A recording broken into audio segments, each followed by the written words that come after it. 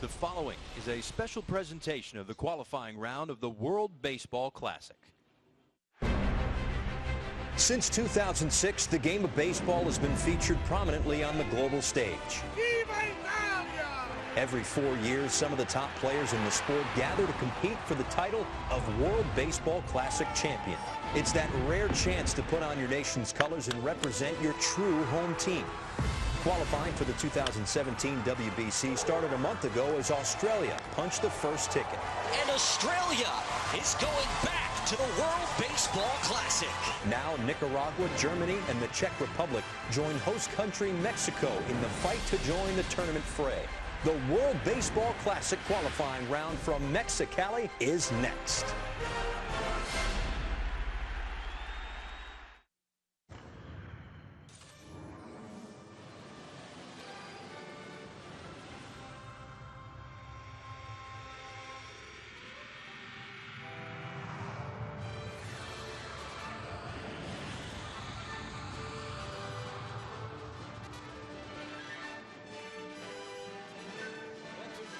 Stadion B Air in Mexicali for the second game of our doubleheader in this World Baseball Classic qualifier. Mexico plays its first ever qualifying round game in WBC competition as the host country against the Czech Republic.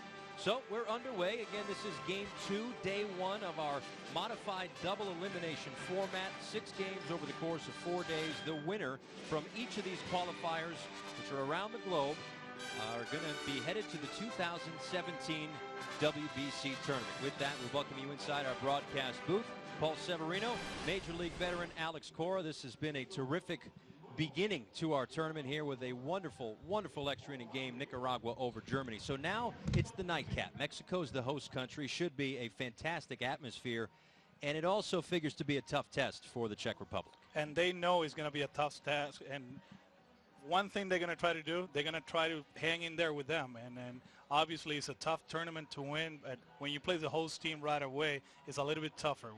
One thing about the Czech Republic, it's a learning process for them. Baseball-wise, talking to Trot Nixon, veteran ex-MLB player, he's like, Alex, we're gonna accept the challenge. We're gonna take our hacks. We're gonna throw strikes and see what happens. But we understand that we're learning the game of baseball and we're trying to get better. All right, so here's what's ahead of them and Mexico as well. An updated look at the bracket with one game already done. That was Nicaragua, again, winning on a walk-off double in the bottom of the 10th inning. So they move on to Game 4. Game 3 is essentially the loser's bracket, so it's going to be Germany with their backs against the wall against the loser of this game. And, of course, the pool winner, that's coming your way Sunday.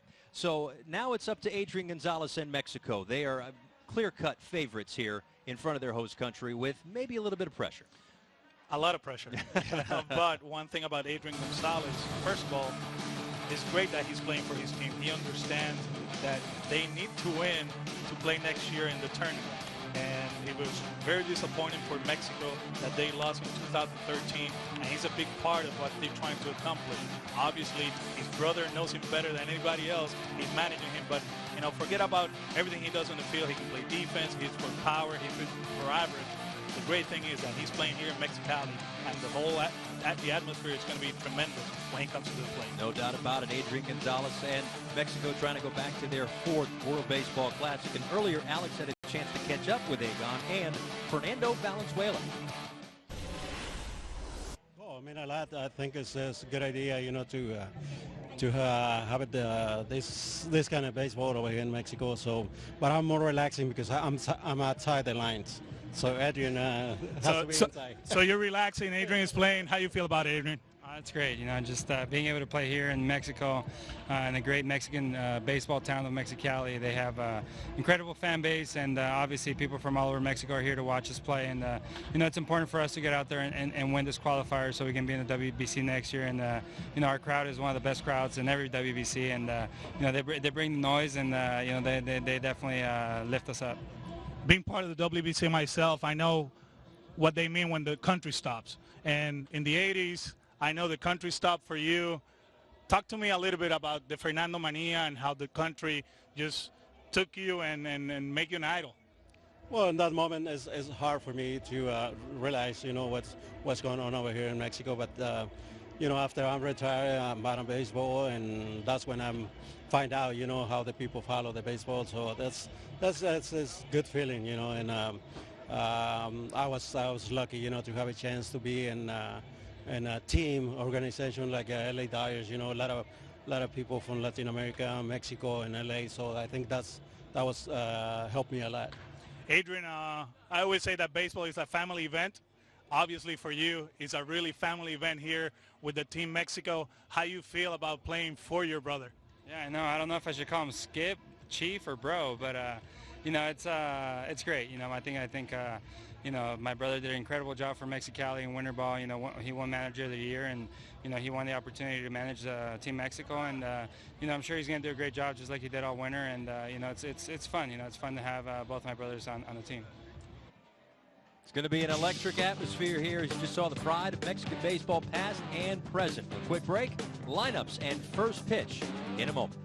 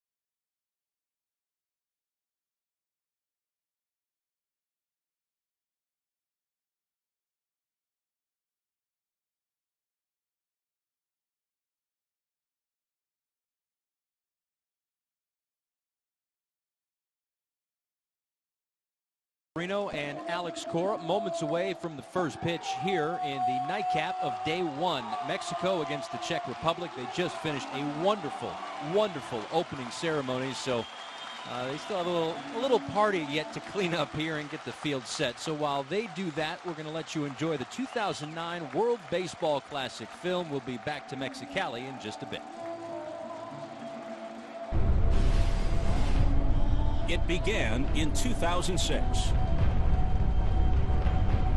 The inaugural World Baseball Classic. An international tournament that featured the best in baseball from around the globe. 3 years later, it was time for an encore. We're going to make it happen over here. Let's go. Get out of here. Same premise, same passion. 39 games. We're going to do a great job representing our country. 16 teams. This is the matchup we've been waiting for. Let's go, baby, let's go. One champion. I gotta get down, get down! How about this? Same message. Do or die, do or die. We play this game with pride. Baseball. Number one underdog. Goes the Dominican! Spoken here.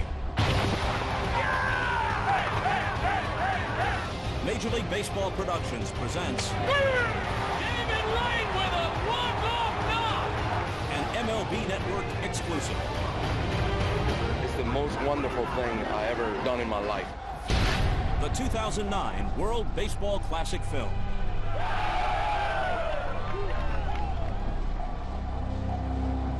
In the 2006 WBC, many of the world's baseball powers dominated the competition, and that wasn't surprising.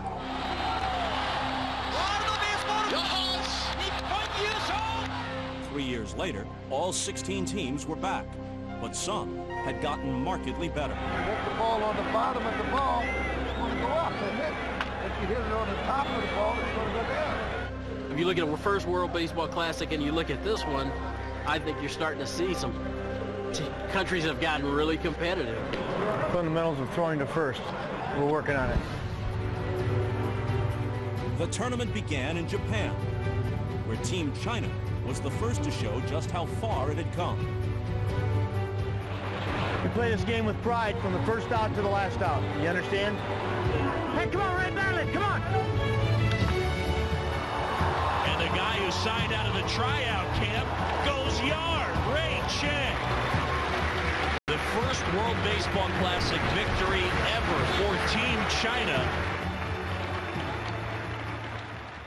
Meanwhile, on the other side of the world, the Canadian team faced elimination on its home turf in Toronto at the hands of the scrappy underdogs from Italy.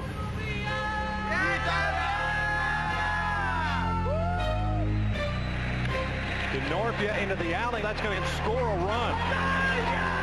4-0 Italy. Oh my God!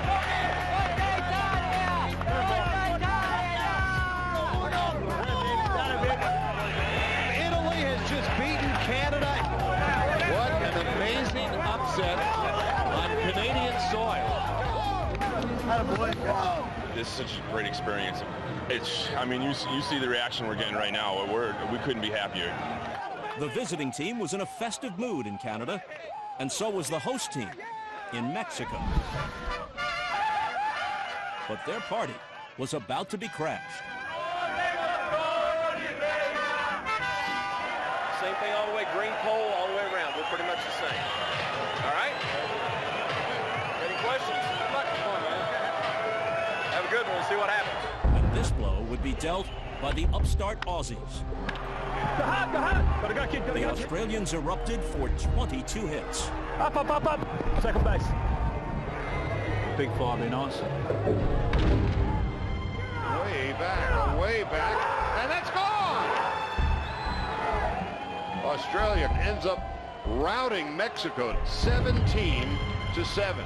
And this is not only an upset, but the size of the upset is staggering. But while China, Italy, and the Aussies did show considerable improvement, none of those teams advanced to the second round. This is going to do it. Mexico is on its way to San Diego.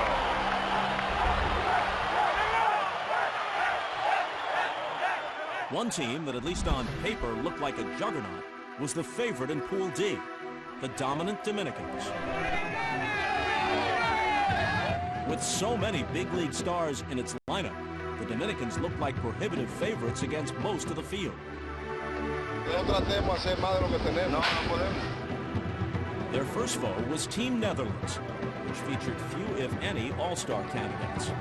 When you play against teams like Dominican Republic, those guys are all-star players. So you got to show those guys that, you know what, we respect you guys, but we believe in ourselves.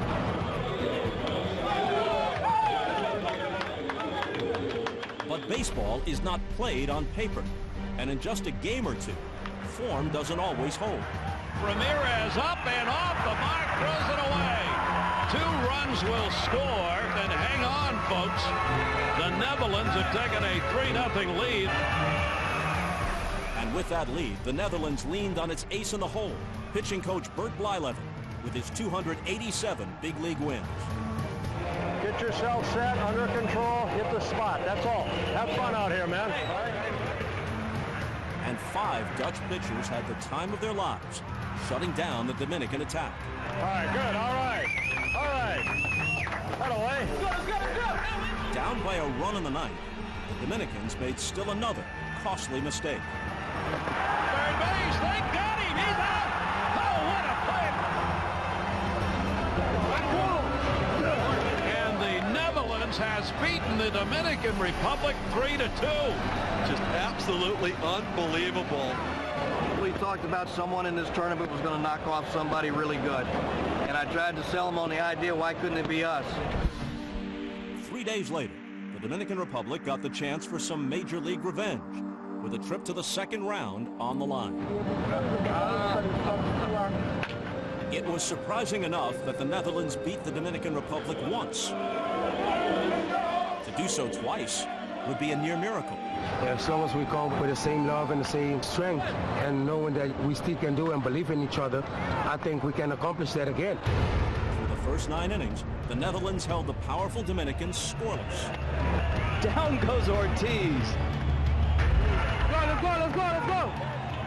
But the Dominican pitchers were equal to the task. To the 10th we go, scoreless. In the top of the 11th, the Netherlands allowed just its 6th run in 3 games. Reyes around third, he's going to score. And the Dominican Republic scores first. But just 3 outs from elimination, the Netherlands refused to die. Come on, we got to score a run right here. Let's go! Let's go, we got to score a run right here. Come on.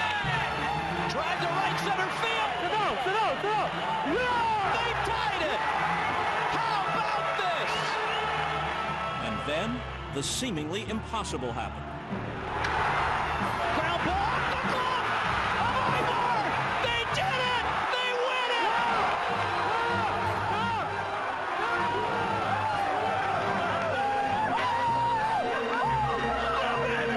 Shock the world again. Great job, man. We're going to Miami. The Netherlands is going to Miami. Down goes the Dominican. You look at the faces on the Dominican players, you really did see the fact that, wow, you know, we really let this entire country down. And there was shame associated, not just with losing, but really losing to a team that really wasn't on the international baseball map until this tournament. Upsets aplenty were catching everyone's eye in the first round of the World Baseball Classic. While some teams appeared safe, the despondent Dominicans had made a shocking first-round exit, and the highly touted team from the United States was determined to avoid the same outcome.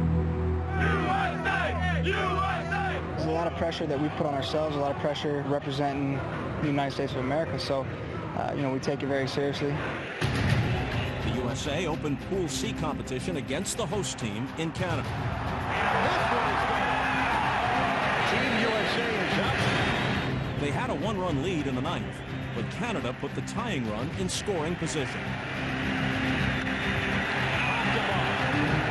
Game over. Team USA hangs on. Venezuela was next in line for Team USA, with the winner advancing to the second round.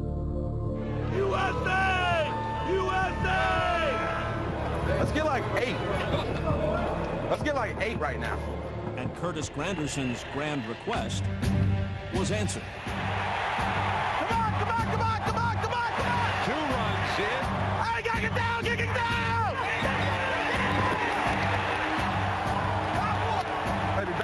This is an 8-run inning for the USA. The United States, in a resounding victory, clinches a round 2 berth. Down, but not out. Venezuela still had one more opportunity to advance. And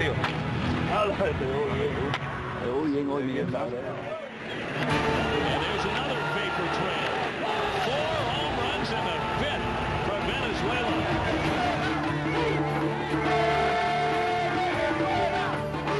And Venezuela is on to round 2. Excited. Everything is fine right now, so we're winning. Everything is good, so let's go.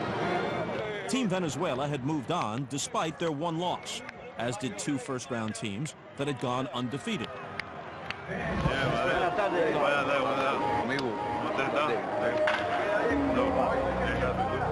And Cuba, not surprisingly, was one of them. There's a fly ball to center field, home run number 6. Cuba has historically dominated international baseball.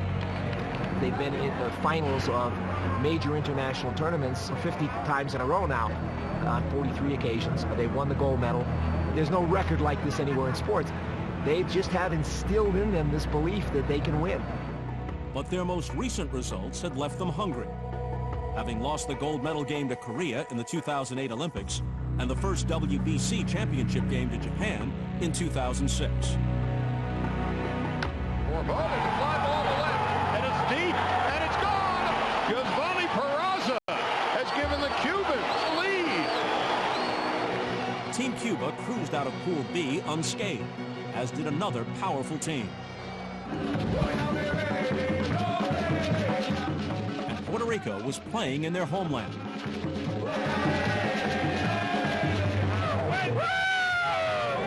Come on. Make a pitch, here you go. The home team got great pitching.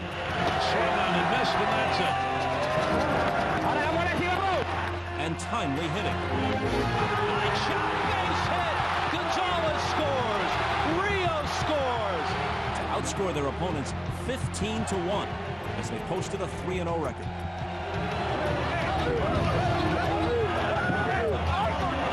Puerto Rico will advance. Well, it's good to play well in front of your home crowd. That's what it's really all about. It's a lot of fun. These people are here. We got a full house every day. This is what the World Baseball Classic represents here in Puerto Rico. Meanwhile, in Japan, one of the game's fiercest rivalries was renewed. やっぱり韓国と日本っていうのはものすごく近くにあるという部分で国民性とか民族性とかっていうのもすごく似た部分もあるんですけど違う部分もすごくありまして Japan eliminated Korea in the first World Baseball Classic on its way to the title. And Korea got revenge in last year's Olympics, eliminating the Japanese on its way to the gold. This is the matchup we've been waiting for. Win and you're in. Now the two would meet for the 12th time in the last 10 years. Each team had won its opening game. So the winner of this contest would advance to the second round.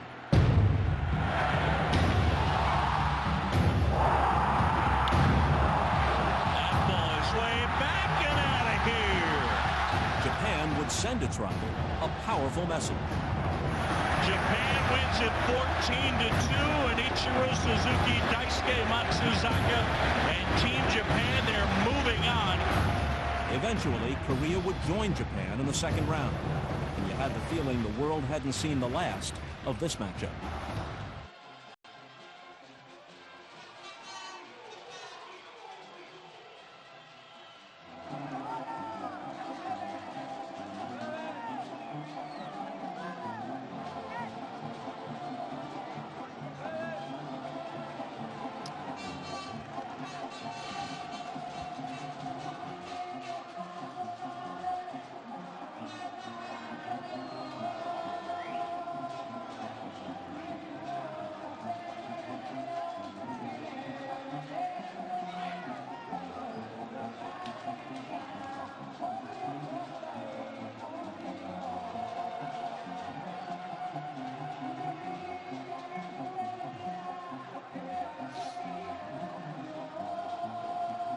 Do the opening for tomorrow's game?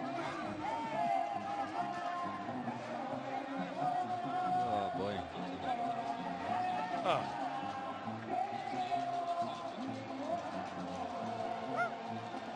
All right, how much time until they come back?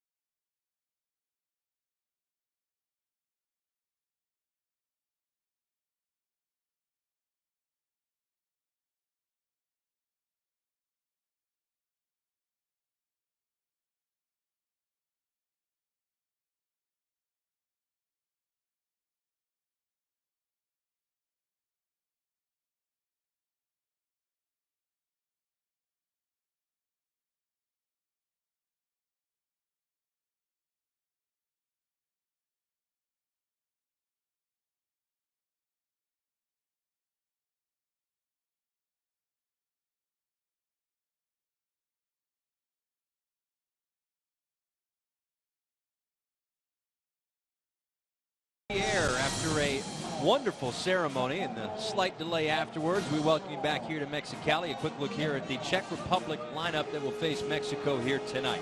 Michael Ondřiček leads things off in left field. Matej Hema is in center field. Mike Cervenak is the first baseman.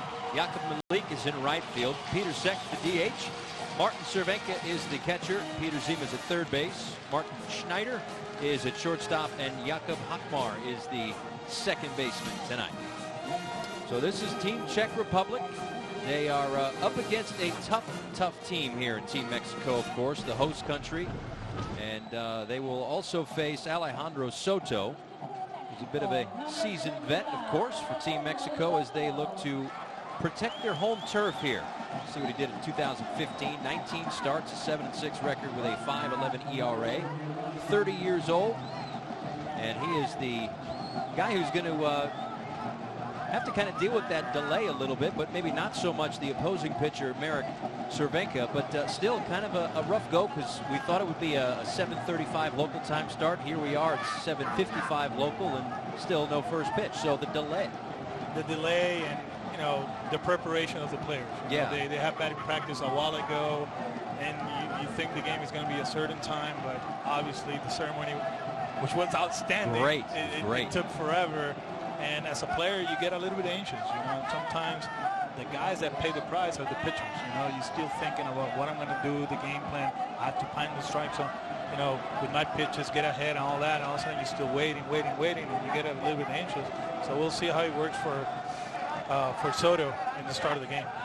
And again, speaking of pitching, something just to keep an eye on as these games unfold here in the qualifying rounds. There are certain rules and regulations. A pitcher cannot throw more than 2 consecutive days. If a pitcher throws 30 or more pitches, he needs at least a day off. If a pitcher throws 50 or more pitches, he's got to rest at least 4 days, which in this qualifying round basically means that he would be done for the tournament. And a pitcher can't throw more than 85 pitches unless he's trying to finish a plate appearance. So we'll remind you of those rules and regulations throughout. But just to set the table here, it looks like we are finally ready to go with our nightcap. Again, a terrific audience and crowd on hand tonight for the host, Team Mexico, taking on Czech Republic. Nicaragua won this afternoon in the opener of this 4-day, 6-game qualifying tournament in extra innings with a walk-off 2 RBI double in the bottom of the 10th. We hope for the same sort of drama and excitement here tonight. We are underway as Soto misses upstairs. Ball 1 to Michael Ondřiček, the left fielder this evening.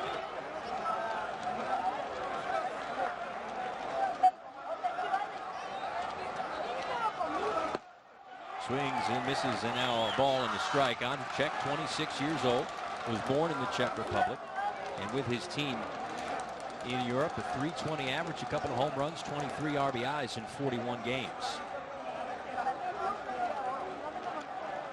Corners play up a little bit for Mexico, and it's 1-2. We got to pay attention with Alejandro Soto with the fastball location. If he's up in the zone, usually he gets hit up there. He's a guy that lives down in the zone like most of the pitchers, changing speed. He has a good changeup, so we'll see how he goes. Here comes the 1-2 pitch, a swing and a miss, and that's out number 1.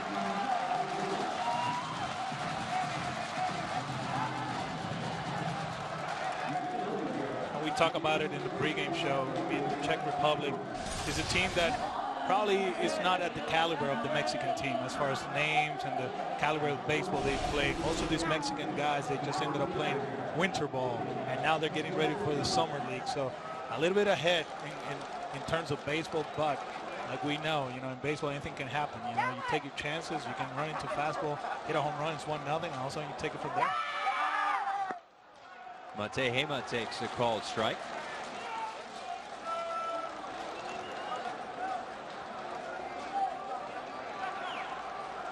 He was 25 years old. Was 0 for 7 with a run, a walk, a strikeout in a couple of games in the 2012 World Baseball Classic qualifier. It's tap foul, and it's 0-2. And back in the 2012 World Baseball Classic qualifier for the Czech Republic, they were 0-2.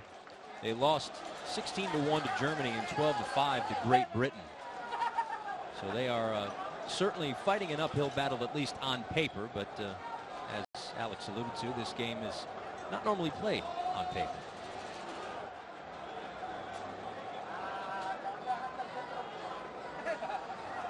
And you have been part of Team Puerto Rico, the host country, a lot of expectations. And maybe the first game didn't exactly go how you thought it might have gone. Yeah, that's a tough part, you know, showing up the first game. You know, the whole day is it's tough. Tickets and the hotel and trying to accommodate everybody, the family, and all of a sudden the last thing you're thinking is the game. All of a sudden you're there, and it's a 1-0 game in the 5th inning, 6th inning. You're like, uh-oh, here we go. And expectations are so high, you know, as a host team. We played the Netherlands in 06, and Bernie Williams and Ivan Rodriguez, Javi Lopez, and Javi Vasquez, and everybody thought we were just gonna, you know, have a great game and score a lot of runs. I recall it was a 2-1 game, a lot of pressure. But after that, you relax, and then it's just another game. But the first game as a host, it doesn't matter if you feel the opposition is not as good as you. It's always tough to play that game. Well, back-to-back strikeouts here for Soto, and there are 2 outs here in the first inning, and that'll bring up Mike Cervenak. Born in Michigan, the only affiliated player on this Czech Republic roster, member of the Indians organization.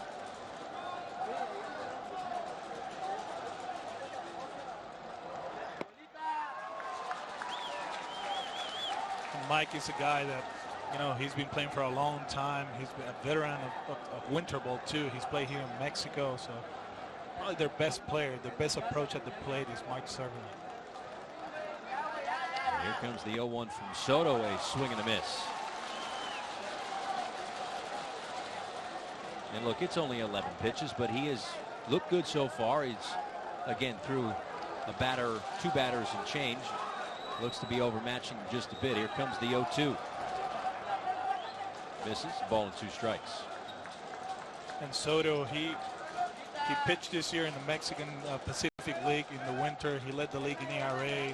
Then he went to the Caribbean Series in Dominican Republic with the team, the champions. They won the Caribbean Series. And Mexico, baseball-wise, they're taking huge steps, you know, especially in the winter. Tap foul. It used to be the Dominican Republic, Puerto Rico, Venezuela.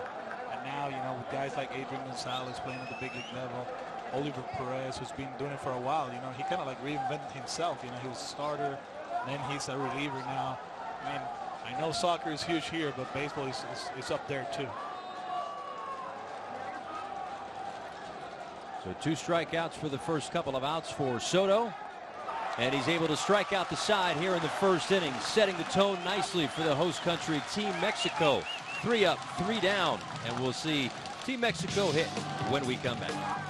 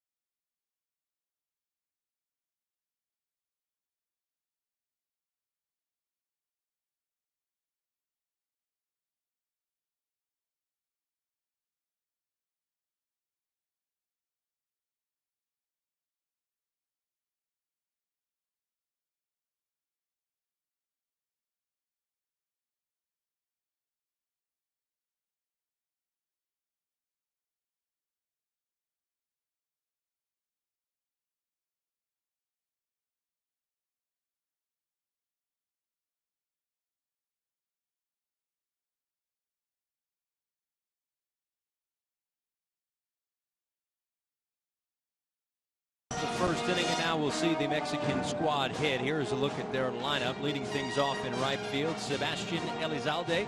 Esteban Quiros is in left field. Adrian Gonzalez is at first base. Jorge Carrillo is the DH. Agustin Murillo is at third base. Leo Harris is in center field. Eric Rodriguez is the catcher. Walter Ibarra is at second. And Alex Mejia bats ninth and plays short. Marek Cervenka is the pitcher tonight for the Czech Republic, and he'll be dealing against his brother, Martin Cervenka, behind the plate. So an all Cervenka battery tonight. We'll see if that connection kind of helps them through any ups and downs that may occur tonight. So Elizalde steps in to begin things here in the bottom of the first. And he takes outside, a ball and no strikes.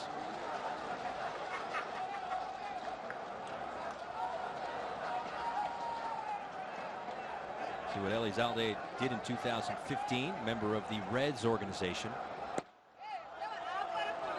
16 players on the Mexican team are affiliated with a major league squad. There's one player on the Czech Republic that's affiliated with a major league squad. I misspoke before. It's actually Martin Cervenka that is the affiliated player. This one is popped up left side of the infield. Looks like Martin Schneider is there, and there's one out.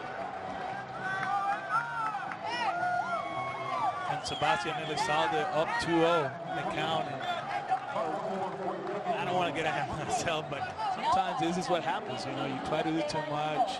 The energy of the crowd, you're playing for your home country, and he gets a fastball 2-0, trying to get big, trying to hit a home run. Instead of taking the pitch and see how it goes in the at-bats, he ends up hitting a pop-up to first now. So it's Esteban Quiros. And he takes a called strike. Quiros, 7 home runs and a .315 batting average in the Mexican League in 2015. That evens the count of a ball and a strike. Marek Cervenka was on the roster in the 2012 World Baseball Classic qualifier, but he did not pitch. First pitch for the Czech national team in the 2010 International Cup.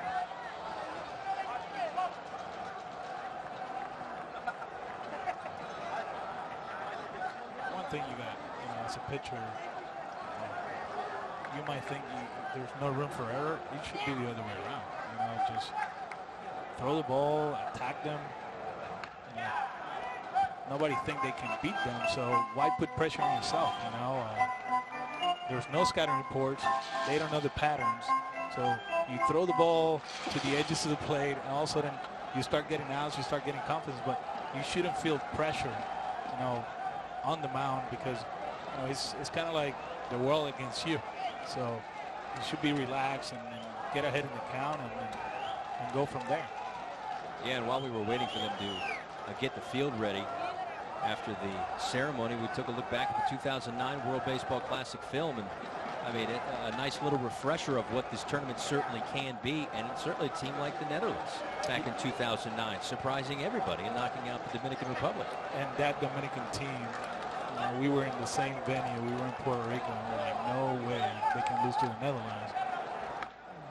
But it's just a matter of gaining momentum, playing the game. First thing first, you got to throw strikes. You throw strikes, you catch the ball. You keep it close. You're in the 5th inning, 6th inning. That starter, they got to go to the bullpen. And one swing of the bat, one misplay, all of a sudden you're ahead in the game. You bring that closer, upset. Pitch to Quiros. Misses for ball 4. Now I figure that Adrian Gonzalez is going to get himself a good hand as he steps to the dish.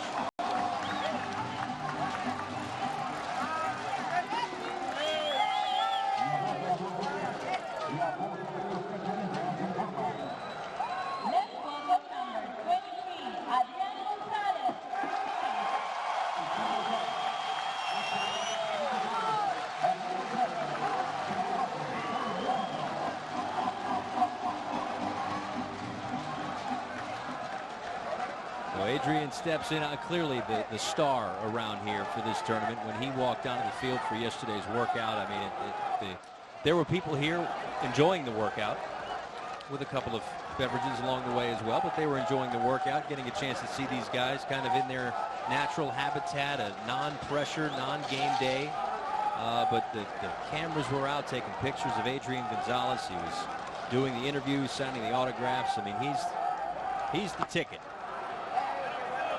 He's there, man. I mean, yeah. Just put everything in perspective. I mean, they still got to win the tournament. No question. And for all the talent they have, you got to feel a little bit of pressure, because it's the game of baseball and somebody can beat you anytime. And in a four-day tournament, anything can happen.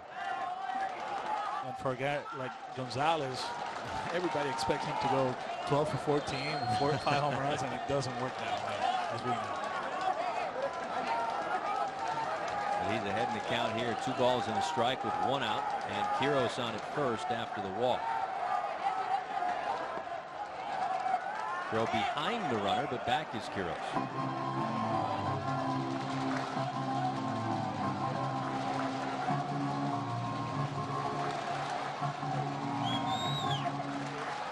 Closer look at what Adrian Gonzalez has done in 12 really good major league seasons. A 5-time All-Star, 3 times a Gold Glove winner. I don't know, maybe it's just me, but sometimes you forget that he was a first overall pick as well. So a guy that was a first overall pick that has a career like that, I mean, Bryce Harper's certainly on that track, but for a guy to have those expectations at such a young age and really live up to them is pretty impressive. But back-to-back walks here for Cervenka, and runners on first and second for Jorge Carrillo. And you mentioned it yesterday while we were having dinner. Actually, good Chinese food here in Mexicali. Oh, wonderful. The 1-1, the 1-1 draft pick. I thought about it. I was like, that's pretty impressive. And one thing about Gonzalez, people take him for granted. He's like a quiet leader, he doesn't get the publicity. He's playing over here in the West Coast, and the Dodgers played late. People over here, where we at in the East Coast, we don't talk too much about him, but very solid guy, very great defensively, a complete player.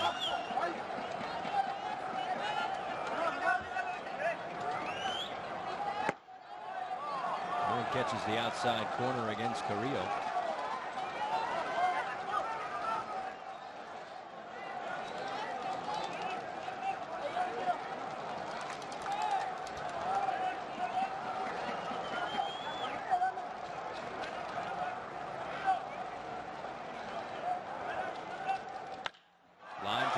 Through and into center field. Quiros around third. He will come in to score. The throw goes towards third. Adrian Gonzalez is in there safely, and it's an RBI single for Jorge Carrillo, and a 1-0 lead for Mexico. It's just good baseball all around. Jesse Castillo, he stays back on the breaking ball and hits it back to the middle. Quiros scores from second, but Adrian Gonzalez taking advantage and reading the whole plate in front of him.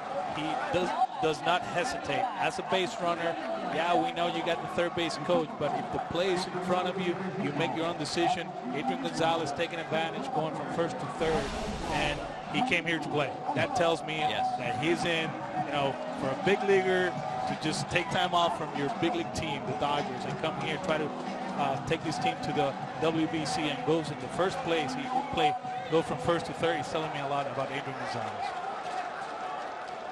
Well, now it's Agustin Murillo. Hit high and deep down the left field line. Foul.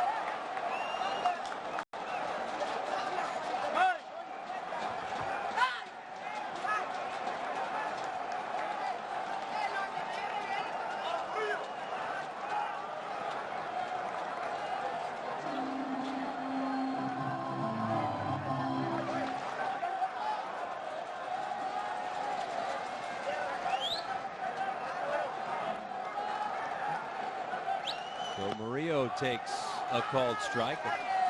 0-2 count on him. And we apologize, or I apologize. I said Jorge Carrillo, but we had a little scorecard error. It was, in fact, Jesse Castillo with the RBI single to get things going here for Mexico. So clean that up. And that one's upstairs. Paul, we haven't talked about it. We saw it in the first game. Most of the pitchers were relying most on fastballs and changeups. And we can see Cervenka here. He's using that breaking ball.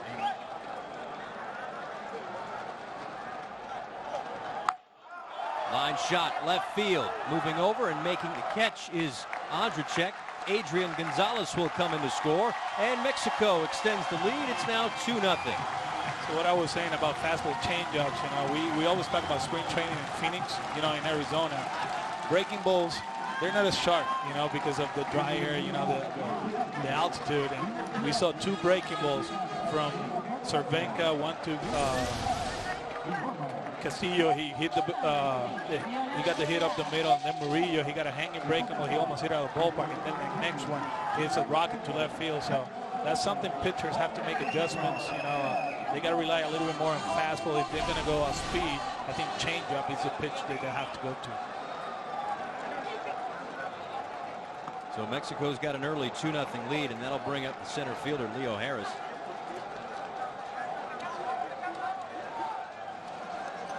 With the Astros organization, hit 5 home runs with a .239 batting average. Off the end of the bat. Squibb towards short. Long throw and an infield single. Probably just had a little funky spin to it. Not much that Schneider could do. Yeah, and that was a tough play for the shortstop Schneider. I think Peter Zima should go and try to get that ball to third baseman. He was one in the 5-hole, and it's a slow roller. As a third baseman, you got to take advantage. You got to take charge, because if not, it's going to be a tough play for the shortstop, and that's why he was safe at first. So Mexico slowly but surely getting the offense going here in this inning. A couple of walks followed by a couple of singles, and now a 2-0 lead.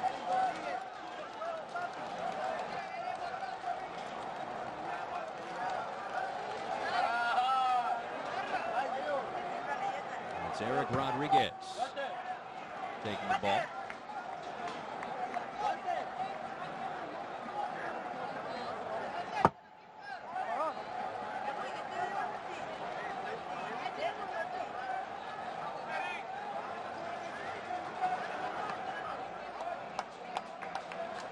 And this is a spot here for Cervenka where it's just, okay, the 2 runs are home. There's 2 outs in the inning. You just try to limit the damage here. That's really all you can do, because he's already at 26 pitches. We mentioned the pitch limitations before. The first threshold is 30, which means he wouldn't be able to come back and pitch tomorrow. The next one would be 50, and then he needs 4 days off, but it's a max of 85. This one popped up on the infield, and that'll do it. But Mexico pushes across 2 runs here in the first inning to put the pressure on the Czech Republic. A 2-0 lead as we head to the top of the second in Mexicali.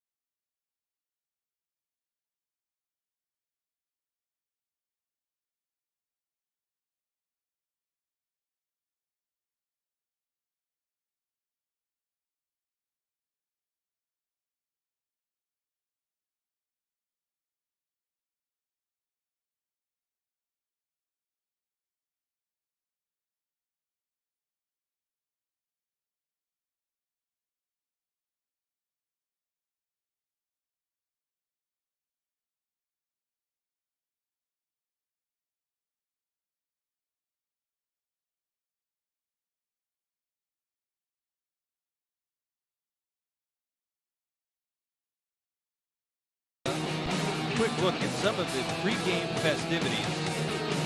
And this had to be 40, 45 minutes, and it was spectacular from the first minute until the last. Tons of fireworks, all sorts of, it was new to me. I mean, they had girls on hanging sheets, the fireworks, the whole thing, but it was a little new to me, but this is certainly nothing new around here, right? No. I've been to 2 Caribbean series, one in Culiacan, one in Hermosillo, and I was prepared for that one. Let's put it that way. Well, you kept saying it's not over yet. It's not over yet. Yeah. It just kept coming, and it was terrific. A wonderful show put on by the folks here. It was a terrific way to kind of kickstart this World Baseball Classic qualifier, and a great way to kick off the first inning, in fact, for Alejandro Soto. He had 3 strikeouts, and now he faces Jakob Malik, Peter Sek, and Martin Cervenka. He's got a 2-0 lead to work with as well. See what Malik did in the Czech League. 370 average and 10 home runs.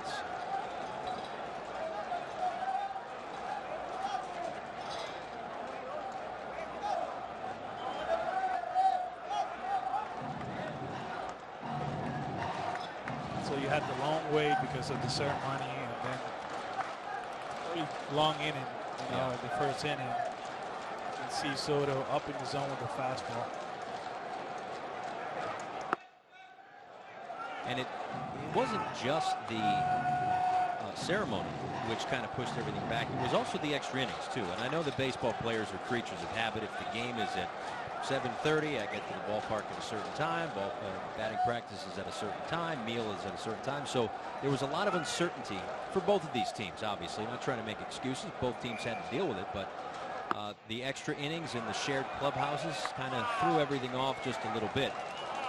Malik draws the walk to lead things off here in the top of the second inning. First walk issued by Soto. That's what makes it an interesting tournament. You know, like you said, 162 games. You show up probably at the same time every time, and you do the same routine. This is different. You know, you're in the hotel, the bus. You have to wait, watching games back there. You don't know if you're going to take batting practice. That's why I keep saying, you know, it's different. It's just a different tournament. And, you know, the Netherlands of the world can make it to the semifinals. Puerto Rico with no names in that team, they can make it to the semifinals. It just happened to the finals. I'm sorry. Sorry to the people back home. Wow. I'm sure they'll forgive you. I hope so. Check on Malik. He's back. For Sek, he's 28 years old. Played in the 2012 World Baseball Classic qualifier, went 1 for 7 with a strikeout in a couple of games.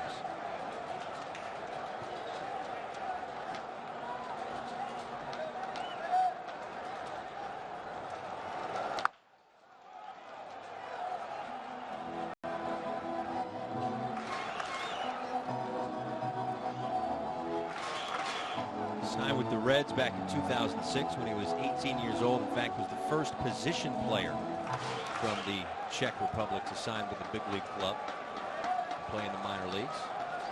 3 seasons with the Reds from 2007 to 2009. Hit .231 in 49 games. Now representing his country in the 2016 World Baseball Classic qualifier. Just outside, ball 1. Speaking to Trot Nixon, who's the hitting coach for the Czech Republic, some of these guys, you know, they sign at an early age, you know, 16, 17 years old. And they are behind, you know, and they get a shot in minor league baseball, and it doesn't last long because physically they're not ready, mentally they're not ready, and baseball-wise they're not ready. And, you know, it's not fair the way I see it. You know, you give a kid, you know, a shot 2 years in the minor leagues, he's going to struggle. He's actually catching up, you know, but that's how he works at that level. You know, it's next man up, you know, and they'll sign somebody else and they take the job, and all of a sudden you don't have a job. Swing and a miss, strike 3. That is the 4th strikeout for Soto. And there's one away here in the second inning.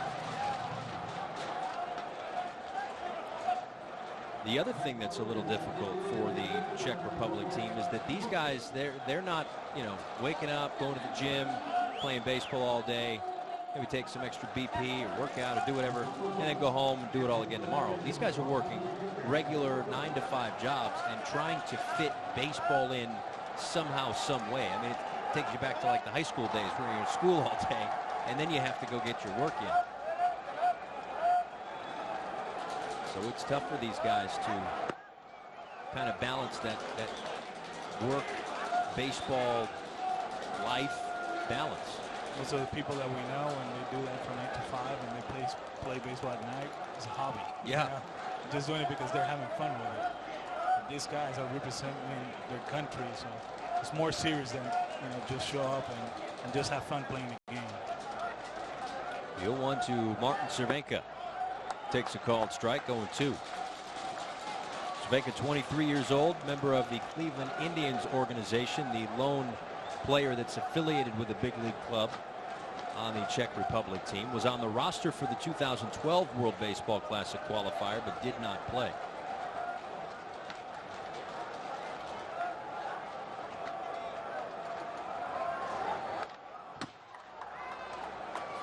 Kind of one of those success stories from that. Signs young, works his way through the minor leagues. The success story there, signed with the Indians in June of 2009 when he was 16 years old. In fact, the first ever European player signed by the Cleveland Indians. He continued to play in the Czech Republic for 2 more years, finished high school in 2011, and then in 5 career minor league seasons with the Indians. A 189 average in 177 games. And he pops this one up. Adrian Gonzalez, out number 2. And there's certain organizations that are more patient than others. And the Cleveland Indians, they probably understand the whole situation with him. And they understand that they got to get him to the stage. Probably physically, now he's a lot better than when he signed. Be patient, teach him how to call a game, how to free pitches. And little by little, if you're patient, probably the money you pay him, that signing bonus is going to pay off later on. In his career. Peter Zima steps in, runner on first base. That's Jakub Malik, who led off the inning with a walk. And one thing I've noticed, Alex, with Soto is that depending on if it's a right-handed or left-handed hitter, he's using the rubber to his advantage. That's a veteran guy, with right-handed hitters, he moved to the third base side of the rubber. Probably he wants to being able to get to that pitch in the inside part of the plate and open up the outside part of the plate using that changeup or breaking ball. And with lefties, he's in the other side, looking more like a specialist, a reliever that wants to get lefties out with using the slider and using that fastball the other way. And deception comes into play. He throws that pitch probably right on top of you, and then he expands. And that's just the game within the game. That's just a veteran guy trying to take advantage of certain situations, and he's done a great job doing it. Also done a good job getting ahead of hitters. 6 of the first 7 he's been ahead with at least a strike. That one misses, 2-1. So that's the other thing too, is that they say it all the time, the best pitch in baseball is strike 1, and so far through 7 batters he's 6 of 7. And it's not just right down the middle. He's using the corners. He's going away with it, hitting his spots, and after that, it's easier to expand the zone. The 2-1 coming. This is upstairs. 3 balls and a strike.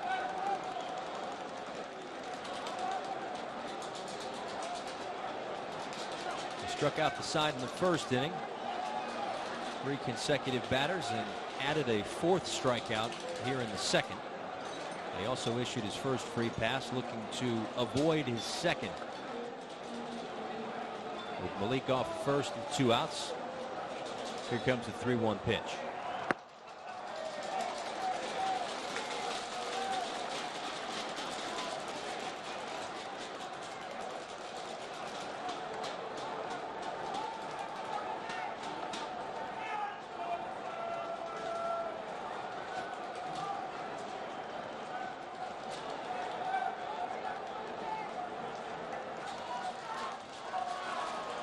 Malik should be off with this one. 3 balls, 2 strikes, 2 outs, a 2-0 lead for Mexico in the top of the second inning. Soto delivers. fights it off, and the count stays full. You can see Soto is very comfortable pitching inside to right-handed hitters. And that's an advantage. Usually left-handed pitchers, they go away, they throw that changeup, but he has like a natural cutter. That ball cuts into the hands of the hitter, and he's using that pitch into his advantage, doing a good job throwing inside.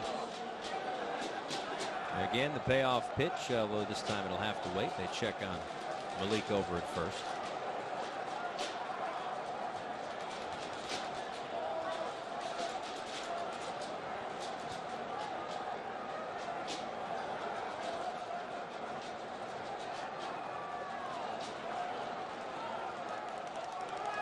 Two.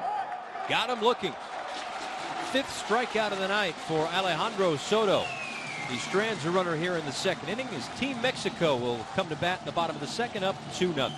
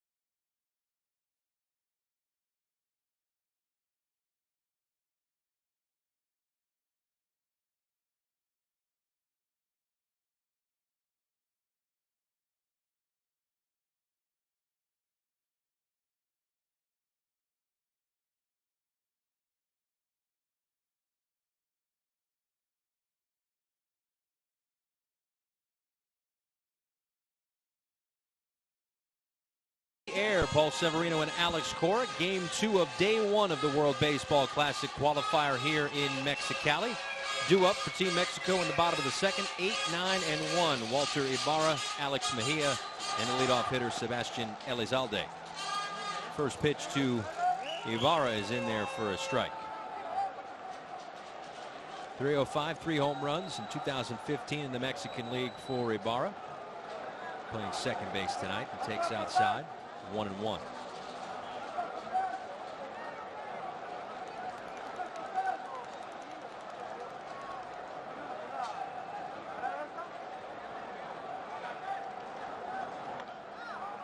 Tap foul at the plate. Ball and 2 strikes. And for Ibarra, he got a couple of at-bats in 3 games of the 2013 World Baseball Classic. Originally signed with the Yankees out of Mexico in 2006 at the age of 18. And it was in that 2013 World Baseball Classic that Mexico went 1-2. They beat the USA in an exciting game.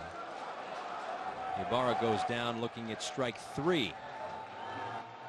It's an exciting game. Adrian Gonzalez hit a home run against R.A. Dickey, but it was then losses to Italy and Canada that caused Team Mexico to have to qualify for the 2017 World Baseball Classic. That loss against Italy, not too many people in the baseball world thought it was going to happen. And you mentioned it perfectly. You know, in 09, you look at the Netherlands beating the Dominican Republic, and the tournament gives you hope. That's the bottom line. All of a sudden, somebody goes 5 innings, and I keep repeating myself, but that's the way it is. That's the nature of the tournament.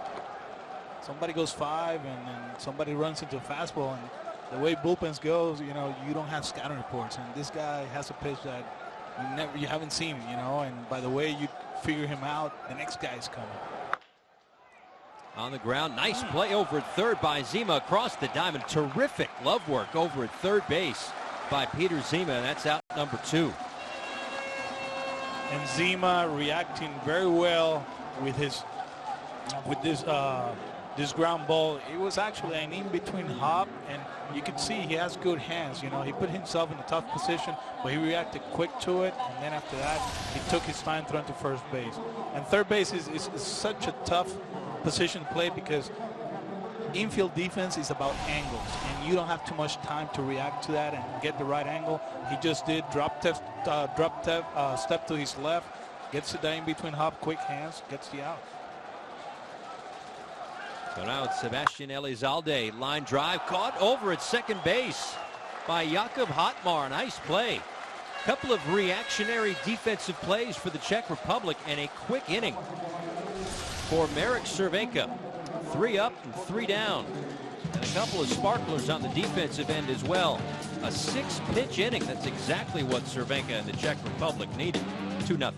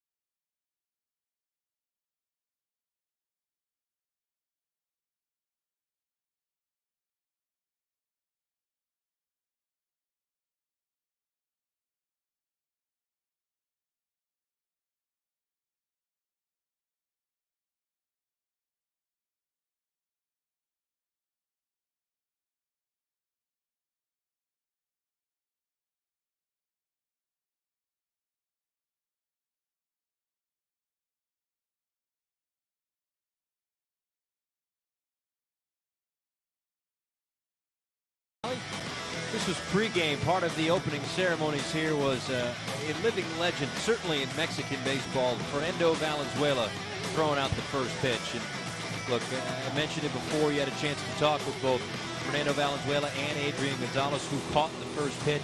I mean, that's the pride of Mexican baseball, past and present.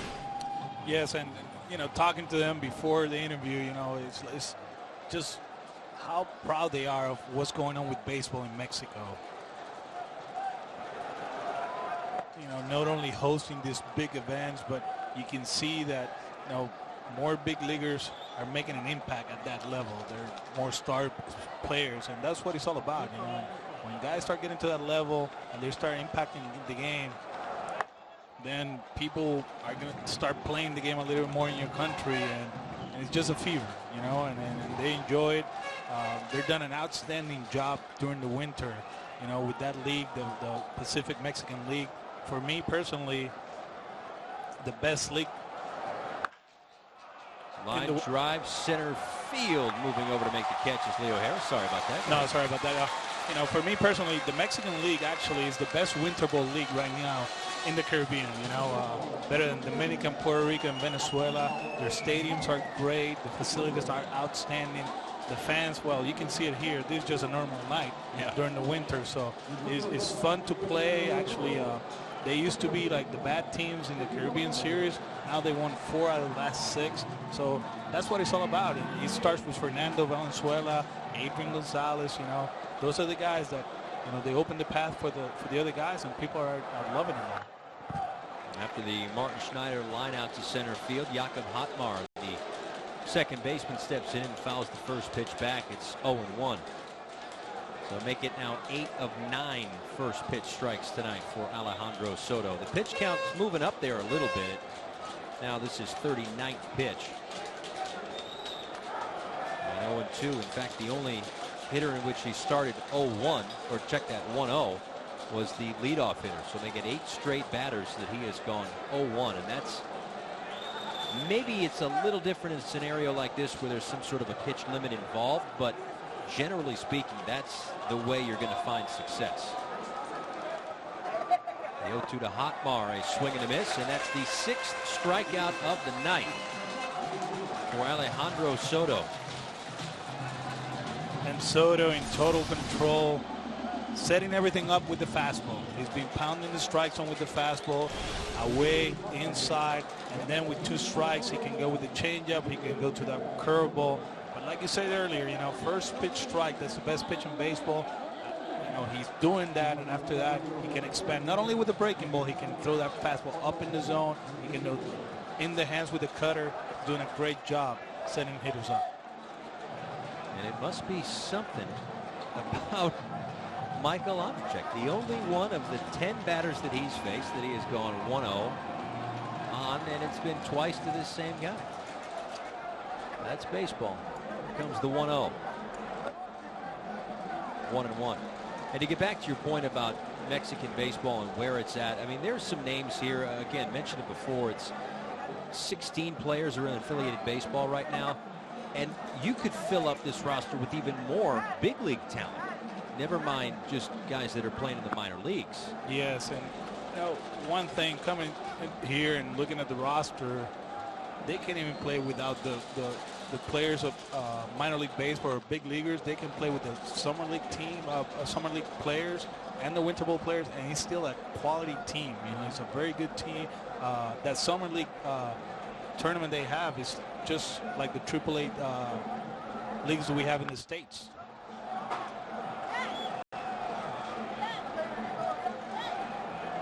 Andrzejczyk fouls that one back. Count evens up. 2 balls and 2 strikes. The guy who made the catch on the top deck here was teasing to throw that one back, and then he looked at everybody and said, I'm not doing it. I'm taking the souvenir home. 6 strikeouts for Soto. Looking for another, but it's fouled off by Andrzejczyk.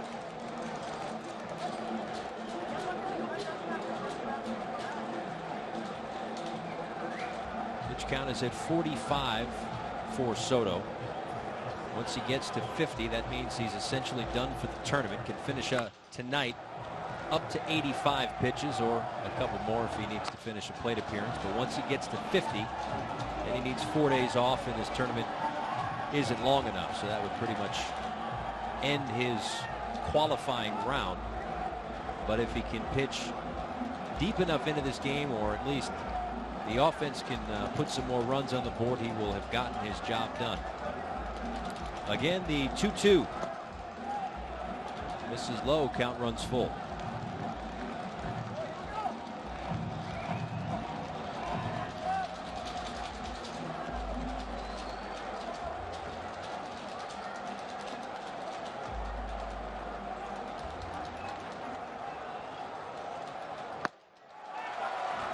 Foul tipped and caught at the plate. That will do it. 7 strikeouts for Soto and a 2-0 lead for Mexico.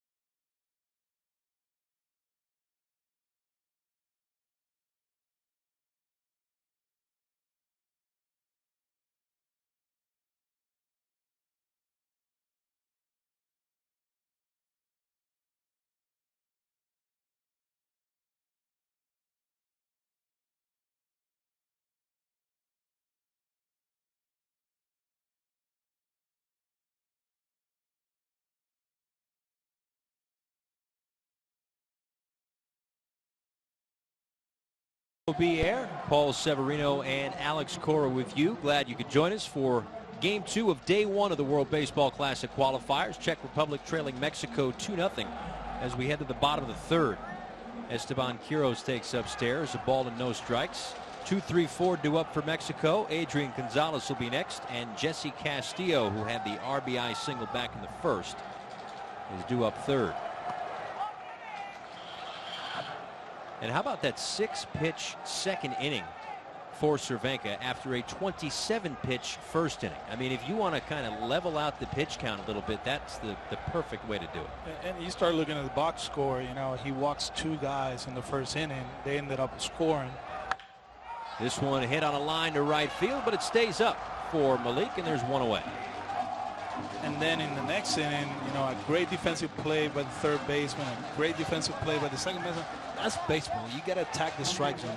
You know, Quiroz right there, he crushes the ball to right field, isn't out. You know, if you don't make the hitters hit the ball, you never know what can happen. And if you don't throw strikes, you walk them, or something, you got men in scoring position, and hitters take advantage of those situations. But just attack the zone and see what happens. That brings up Adrian Gonzalez, who drew the second walk of that first inning back in the first inning. Naturally, that's when most first inning walk occurs, in the first inning, believe it or not. I'll bat 1,000, Alex. Believe that. We got you. A ball and no strikes to Adrian Gonzalez. That one about 42 feet in front of home plate, 2-0. I'd say Cervenka, kind of like he wants no part of Adrian. With one out, nobody on, this could be a classic pitch around here. Or maybe he welcomes the challenge. Who knows?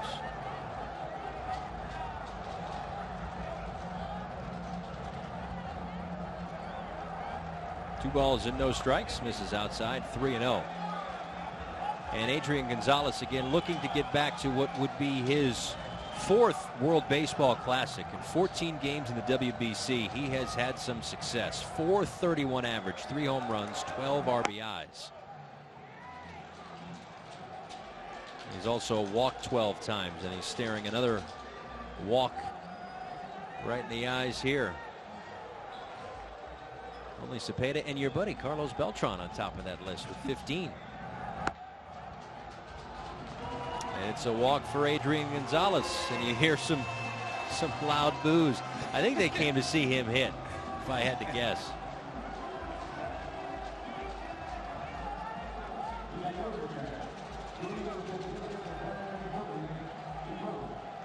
That's good for Adrian, you know, tracking pitches, getting ready for his season, at the same time playing competitive baseball. It's not that fake baseball they playing in Florida and Arizona. Well, here's Jesse Castillo and the RBI single back in the first inning to get the scoring started for Team Mexico. And it's an interesting stance, an interesting setup that he's got. Hands are way back. Yeah, you guys won't remember this player, but Edwards Guzman, he was a backup catcher for the Expos like in 2000. It was the same thing. Hands up there, bat down there. I always wonder, how can they catch up with a fastball from that standpoint? But then you talk about Julio Franco. Yeah. You know, he used to have his hands way up there, bat head pointing to the pitcher, and he raked until he was, what, 52 or something like that? Something like that. It was insane. He might still be playing somewhere. Who knows? Last time I checked, he played in some independent league. Wow. Just play one game, obviously, but that's just a guy who, I don't know. I think he went 2 for 4 probably. A guy who loves playing baseball, is in terrific shape, and good for him. Pitching coach Corey Lee out on the mound here. Go ahead. Sorry, him, Luis Polonia, and Miguel Tejada. You know, those We're going to play till they need a walker. Jan Novak warming up in the Czech Republic bullpen. 44 pitches here for Marek Cervenka.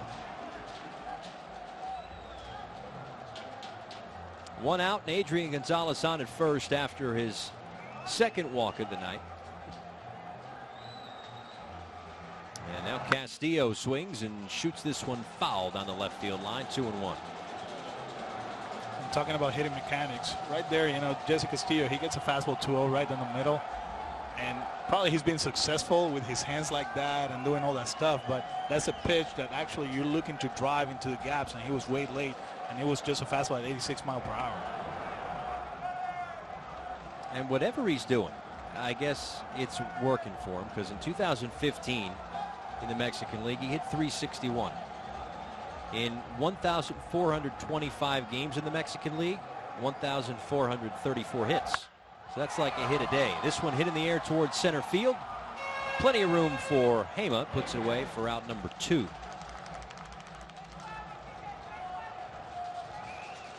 So that's the moral of the story. It doesn't have to look pretty as long as it works. Tell you what, sometimes I felt pretty at the plate and it wasn't a good result. So should have talked to Jesse before. Agustin Murillo steps in, had a sac fly back in the first. Drove in the second run for Mexico. Adrian Gonzalez off of first, and the first one misses. 1-0. And Cervenka very quietly doing a good job. I mean, if it wasn't for the 2 walks in the first inning, I know he's fall behind certain hitters, 2-0, 2-0, and they hit rockets right at people, but that's how it works. Sometimes you don't have your best stuff. They hit the ball right at they crush it right at the fielder, and boom, they make plays. Sometimes it's the other way around. They get jammed and they find green out there. So for Murillo, played in the 2009 World Baseball Classic, went 1 for 2 with an RBI in 3 games. He was signed with the Diamondbacks out of Mexico in October of 2002. Played with the D-backs organization from 2003 to 2009. This one is hit in the air and hit well toward the left center field gap. Moving over and making the catch is Andrzejczyk. A long run made it look easy. So still a 2-0 lead for Mexico as we head to the top of the 4th.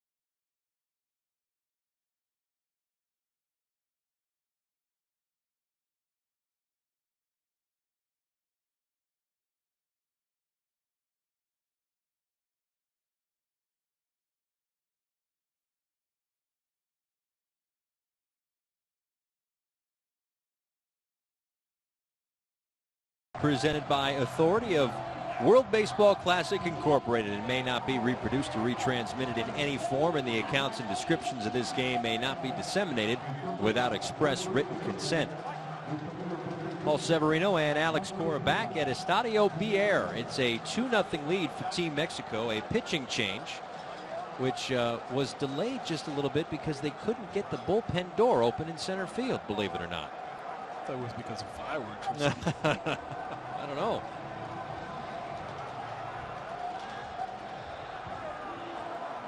Mark Serrano comes in and replaces Alejandro Soto, who, Alex, was terrific to the tune of 7 strikeouts in this one. And Alejandro Soto did an outstanding job establishing the fastball. He used it on both sides of the plate, and then after that he was able to expand the zone with the breaking ball. And let's be honest, he overpowered the Czech Republic lineup, and this is a guy that at 88, 89, he has that fastball, very deceptive. He hides it very well. He can go up in the zone, then he can expand with slider, then the two-seamer away. So there's a lot of ways he can put you away with, but the most important thing with him tonight, he was establishing the fastball with the first pitch. He was only behind 2 hitters, 1L, and just what the doctor ordered. You can't ask for a better outing from a starter, all the strikeouts, and now you pass the baton to the bullpen, and they're in a good spot to win this game. Still a long way to go. Mark Serrano's the next one to take over. And oh, by the way, something else of note is that Soto only threw 48 pitches, which means he is not done for this qualifying round. If he had gotten to 50, he'd need 4 days off, therefore essentially being done for the tournament because it's only a 4-day tournament. But now with 48 pitches thrown, he can come back again in a couple of days if they need him. So there was the decision there to save not only 40-some-odd pitches, but also keep him alive. And a terrific play by Mejia at short, over to first, but safe.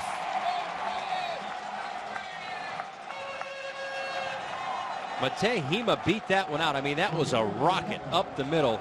Great job by Mejia to get to it. Gathered himself with Hema hustling down the line for the infield single. And Mejia one step and the throw to first, and actually, he got rid of it quick. Most of the time in this tournament, you don't have scouting reports, so you can't take any play for granted. Good throw to first, but good job by the runner getting to first base.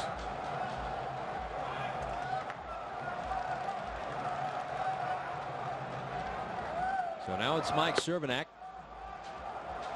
who struck out to end things in the first inning. Again, 1 of 7 strikeouts for Alejandro Soto in 3 innings of work tonight. He had the 1 walk, but didn't give up any hits, no runs. Good outing for him, and again, with 48 pitches, he can come back if Mexico needs him. Hema leads off at first. This one hit on the ground toward third. They get 1 at second. The turn pulls Adrian off the bag. And that one goes into foul territory, and Cervenak will go to second base. That's a hard hit ball, and Murillo makes a nice play catching this ball. He has plenty of time to turn the little play, and Walter Ibarra, not knowing the runner, rushes himself. He didn't put his feet in position to throw that ball to first base and throws it away. And this is all about your internal clock. That's what they teach you. You got to slow down, and this is a hard hit ball to third base. So the runner, it really doesn't matter how fast or slow you are from home to first. You still got plenty of time, and Ibarra just rushed himself and threw it away. So it goes down as a fielder's choice and an E4, and that'll bring up Yaqub Malik. Takes a look at ball 1. Malik walked and was stranded back in the second inning.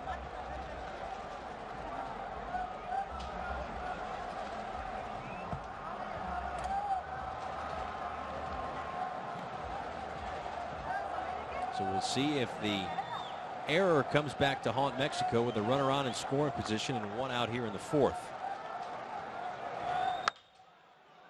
Fouled off, 1-1. If you're in the Czech Republic dugout, when they took Alejandro Soto out of the game, you kind of breathe. You're like, okay, he was pretty tough. We kind of have no chance. It really doesn't matter who was coming out of the bullpen. It was like, okay, here we go, new game. Let's take better at bats. Let's see the ball and try to do some damage. And first 2 at bats were great. Soft little looping line drive to Mejia puts that one away easily for out number 2. And that's the other thing, too, is that you look at the scoreboard, you say 2-0. It's still a close game. And Czech Republic has gotten a little bit lucky, too, in terms of Mexico has hit the ball really, really hard. And a lot of these balls have been hit at guys, or else this could not be 2-0. It could be 7 or 8-0. But luckily for the Czech Republic, they're finding gloves instead of holes. Is it too early to start talking about BABIP and and luck? I'm sure somebody's keeping track of that somewhere. I don't know if it's anybody in this booth, but somebody is. Peter Cech struck out back in the second and takes a look at that one. 2 balls and no strikes. Toronto, a 30-year-old pitcher, drafted by the Reds in the 6th round of the 2009 draft out of Oral Roberts University, was born in East LA, California.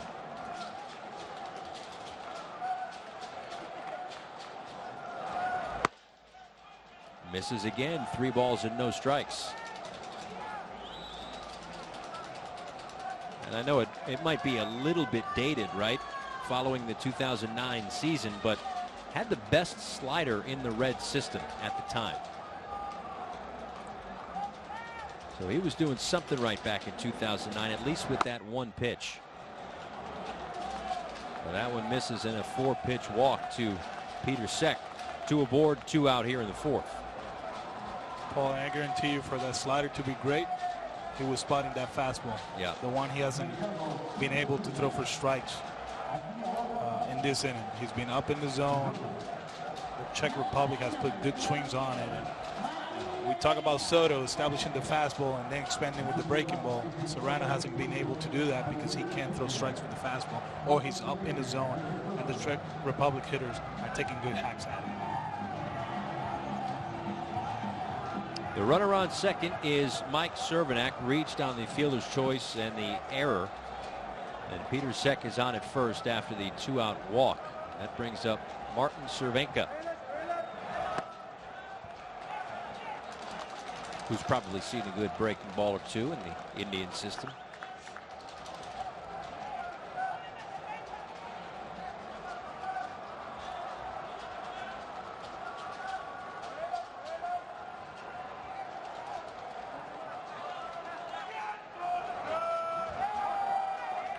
One and fouled off the bat there. It didn't quite spin out of the way. That's a tough one right there. You see the breaking ball for a strike. You recognize it as a fastball up in the zone. And hither in check, actually, just the ball ran into the head of the bat. And now you're in the hole. Now probably that slider you talk about in 09 comes into play. Let's see if he goes to it on no balls and 2 strikes with 2 on and 2 out here in the 4th inning. Line drive right back to him. Serrano puts it away. A little knuckler right back to him. And that'll do it. A couple of runners stranded here for the Czech Republic in the 4th inning. Mexico hangs on to their 2-0 lead. We're headed to the bottom of the 4th after this.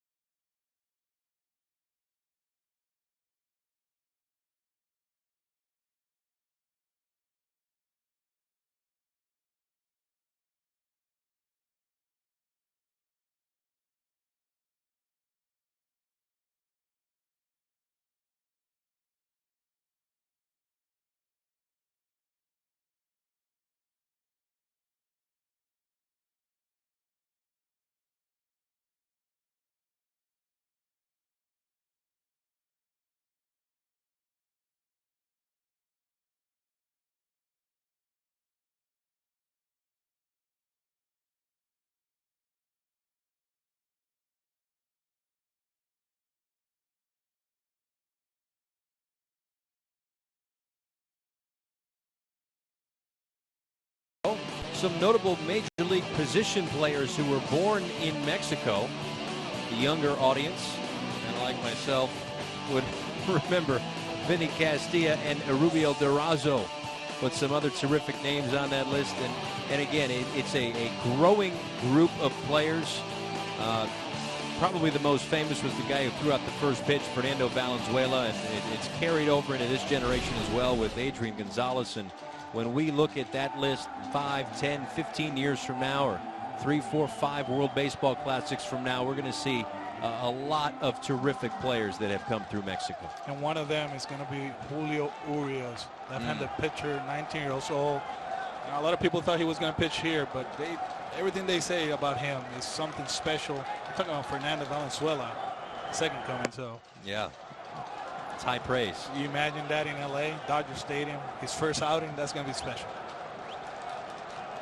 Urias mania. Doesn't roll off the tongue exactly the same, but it's all right. Yeah. It's just, we'll work on it. It's a start. Julio mania? Yeah, that's better. You see, you're so much smarter than me. Nah. Jan Novak is the new pitcher. He takes over for Marek Cervenka, and he'll face Leo Harris and Eric Rodriguez and Walter Ibarra. 6, 7, and 8 due up here in the bottom of the fourth inning. 51 pitches for Cervenka, so he passes that 50-pitch threshold, which means he is done for the tournament. This one chopped toward first. A race to the bag, and it's Cervenak getting there first for out number 1. And at first you look at the 51 and you say, well, he got 51. He's still got 30 pitches or so to play with before that ultimate pitch limit where you can't throw anymore. But then you look at the contact that was being made, and that's probably why they made the change. Yes, and as a manager, you got to pay attention to that, you know. And I understand it's only 2 runs in 3 innings against Mexico, and probably everybody was like, wow, they're going to score a lot of runs. But you got to be honest with yourself. They're in the game. Right now they're in the game. They can go to that bullpen and keep it around. You saw what happened in the inning before. They put some good swings. So it's a ball game, you know, and you need your bullpen to hold him right here. Eric Rodriguez with the ground ball to second base, and he is retired for the second time tonight. There are 2 away. The one thing you have to be careful is to burn that bullpen, you know. So now they might be in a situation that, okay, well, we got 1 inning for Novak. You bring somebody else and keep bringing different looks. And that's hard as an opposition because, like I said before, you don't have the scouting report. Now you gather information and you keep bringing people in. All of a sudden, this is tough to do, you know. And all of a sudden, it's the 7th inning and you're still in ball game. That one inside to Walter Ibarra. So here's the thing. For whoever loses this game, and Germany, who lost this afternoon, it's not, you know, the end of the world, because once you get to the qualifying final, if you're able to win your way to the qualifying final, that's essentially a one and done. So the team that wins their first 2 games, they can still lose just 1 game, but if it's the wrong 1 game, they're done. So that's kind of the tricky part of this tournament. It's not a full double elimination where the team who wins 2 games has to lose, you know, those same 2 games. If whatever team gets to the final that went 2-0, they can finish the tournament 2-1 and still go home. I think the only advantage you have is you playing the game after an off day. Yeah. You know, so pitching wise and obviously body wise, you know, that you get your rest and you get ready for that game. But it's a tough one. 2-1 coming to Walter Ibarra, tied up 2-2.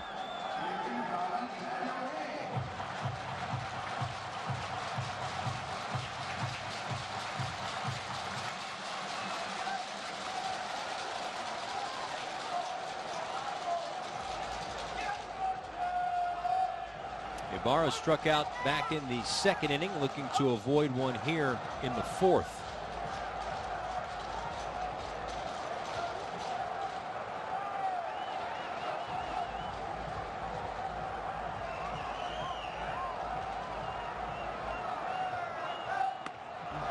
Comes inside again. Count runs full 3-2. Well, he's making him move his feet a little bit. Second or third time this at bat where he's challenged the inside part of the plate or come in off the plate.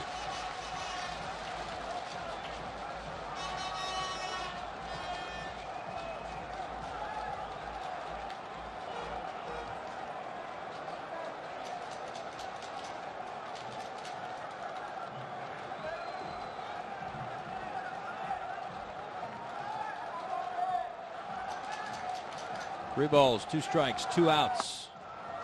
Misses low and in, and it's a 2-out walk. Let's take a closer look at the bracket here for the World Baseball Classic qualifier in Mexicali. 1 game already done, and a terrific game it was. Nicaragua came back 2 outs in the bottom of the 9th to tie it, and then they had a 2-run double to walk things off in the bottom of the 10th. So Nicaragua advances. Czech Republic and Mexico going at it right now. So the loser awaits Germany. The winner, they will face Nicaragua, and then they'll settle everything with the qualifying final on Sunday. So whoever matches up against Germany and whoever loses that game tomorrow, which we'll have for you, of course, they go home, their tournament's over.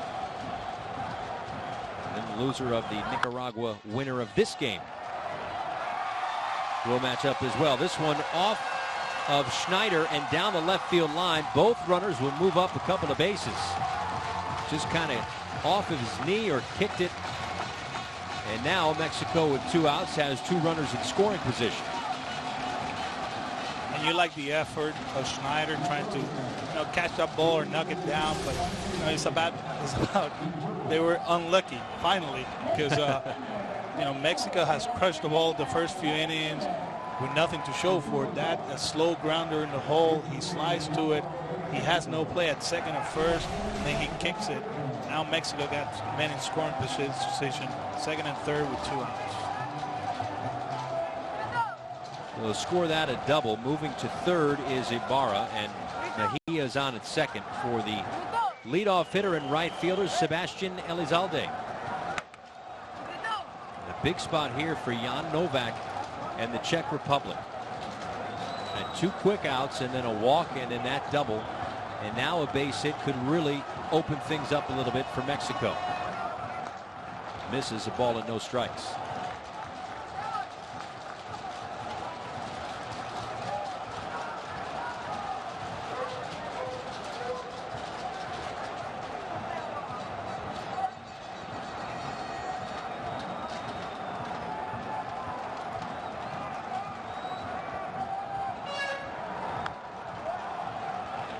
Swing by Elizalde, but fouls that one off. 1-1. Elizalde 0 for 2. Pop out to short. Line out to second.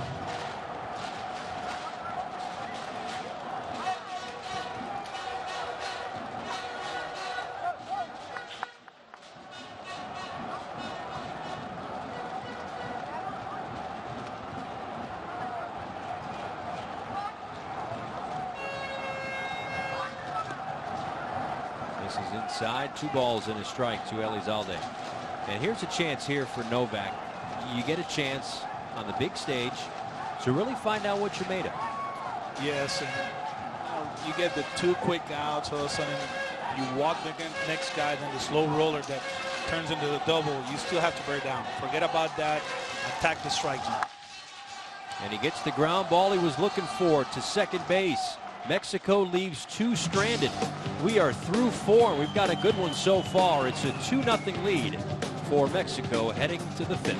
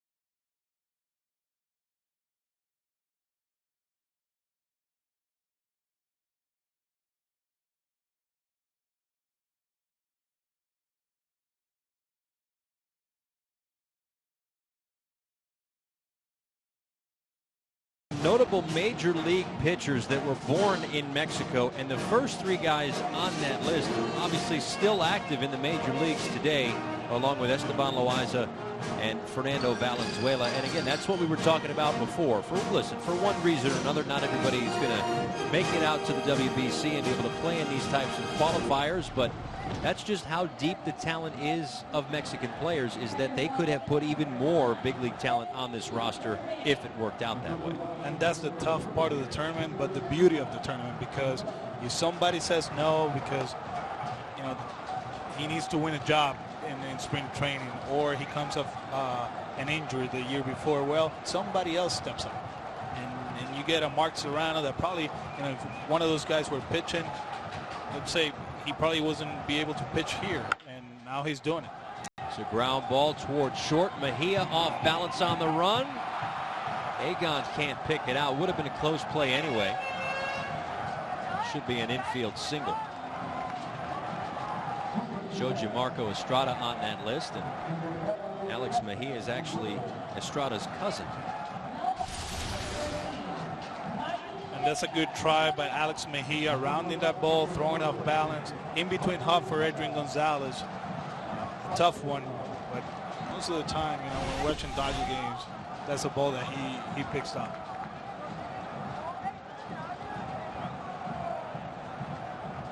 So with a runner on, it's Martin Schneider, who flew out to center field in his first at bat back in the 3rd. He swings and misses there, 0-1.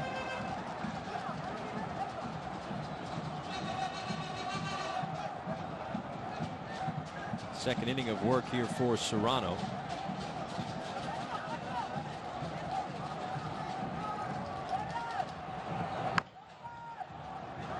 It was interesting when we looked at the scorecard today and the lineup card today, when I saw Martin Schneider was going to be the shortstop because he's listed with the pitchers. But he's a two-way player, as a number of these Czech Republic players are. As a hitter, as a batter, 2015 with his Czech Republic team, 408 average, 8 home runs, 40 RBIs in 32 games. Not bad. As they throw behind the runner at first, but back safely is Zima. As you know, Paul, you know, middle infielders are the best athletes out there. Of course. But even look at those numbers as a pitcher. They're terrific, too. 12 games, 3-1 with a 2.18 ERA and 32 strikeouts in 33 innings. But he comes up empty here for out number 1 in the 5th. First strikeout for Mark Serrano, and the 8th strikeout of the night for Mexico pitching. You can see Serrano doing a better job getting ahead of hitters, and that slider that we talk about in 2009, best slider in the Reds organization, is playing right now. When you're ahead, you can go any way you want. You can go hard in and expand the zone, and then after that, you can expand away with the slider, and he did a good job against Schneider doing that. So now it's Jakob Hotmar with a runner on and 1 out in the top of the 5th. And another check on Zima over at first.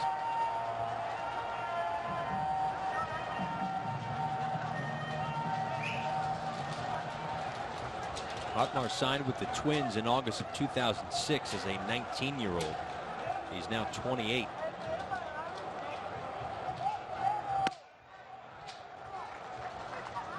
After one minor league season, he was released in October of 2008, and that, you would assume, kind of goes back to what we were talking about, was that's just unfortunately the way things work out. There's your opportunity to play minor league baseball, but you, and again, this is not specific to Hotmar, of course, but just anybody. You know, you're 17, 18, 19 years old, it's probably a little tough. This one in the hole, and it gets through. Nothing tough about that. It's a 1-out single here, and now 2 runners aboard for the Czech Republic here in the 5th inning.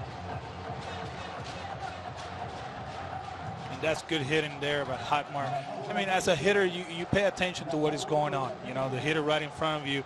And Serrano, he's been getting hit with the slider, and after that, he's trying to get that sinker into the right-handed hands to get that ground ball. So as a hitter, you see what's going on. You pick certain pitches, and you can see there Hotmar pulling his hands in and putting the big part of the bat to the ball and getting that hit through the through the 5.5.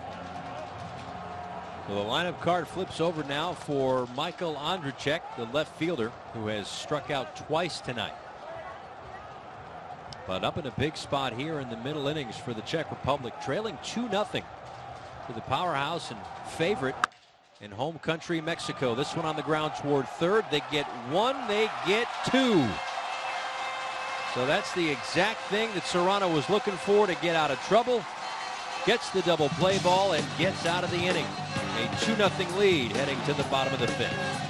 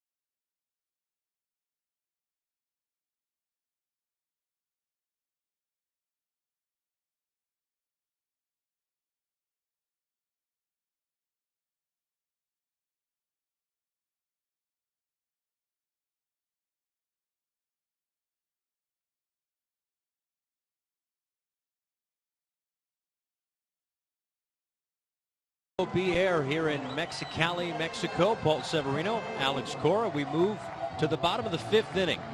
The host country, Mexico, has a 2-0 lead, looking for more with 2, 3, and 4 due up here in the fifth against Jan Novak, who delivers ball one. Esteban Quiroz leads things off. Adrian Gonzalez is next, followed by Jesse Castillo here in the home half of the fifth inning.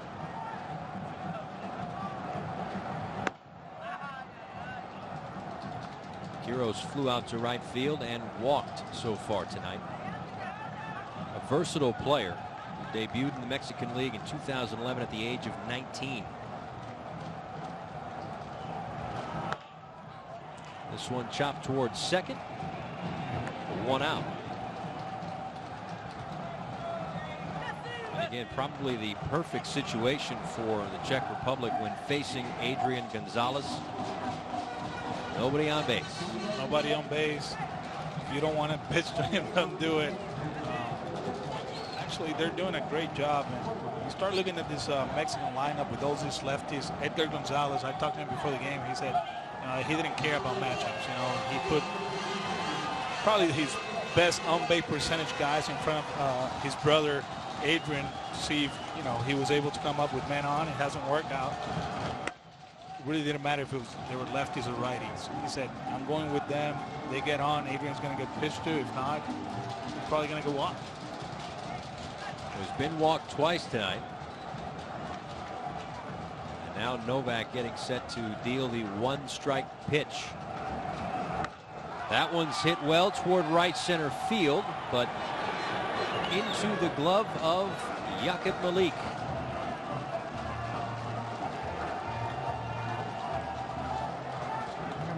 Thing about Adrian Gonzalez, such an easy swing. It's really he looks like the equivalent for any golf fans out there to Fred Couples, who just is just an effortless swing, and it boom, 300 yards down the center of the fairway. And the thing is, you start looking at Adrian, and I always said, like Miguel Cabrera, back in the day, the little second hitter that put the ball in play.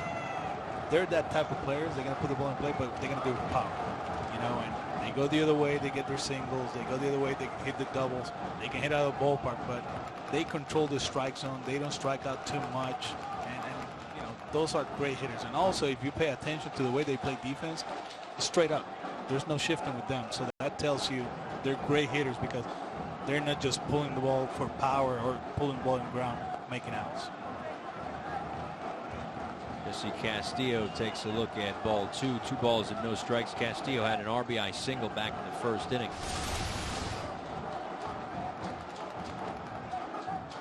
A little low, maybe. Maybe. Good hop to first. Cervenak wins the race to the bag, and there you have it. We are through 5 here in Mexicali. Mexico is in front, but it's only 2-0. Back after this.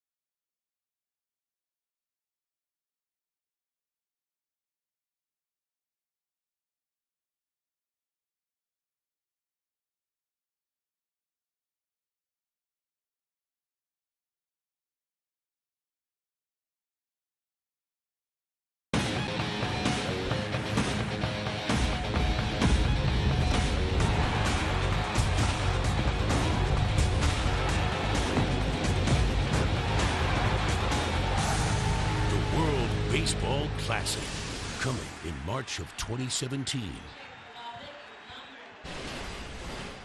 But who will round out the field? That's what we're here to figure out. Paul Severino, Alex Cora back with you at Stadion B Air here in Mexicali, Mexico. Game 2, day 1 of our World Baseball Classic qualifier. We had an excellent game in the first matchup today. Nicaragua, a 5-4 winner in extra innings. That one is tapped foul. And this one, 2-0 Mexico on top as we move to the 6th. And for the Czech Republic, it's Matej Hema, Mike Cervenak, and Jakub Malik, 2, 3, and 4 in their lineup. Hema singled to lead things off in the 4th and also struck out, one of 7 strikeouts from Alejandro Soto.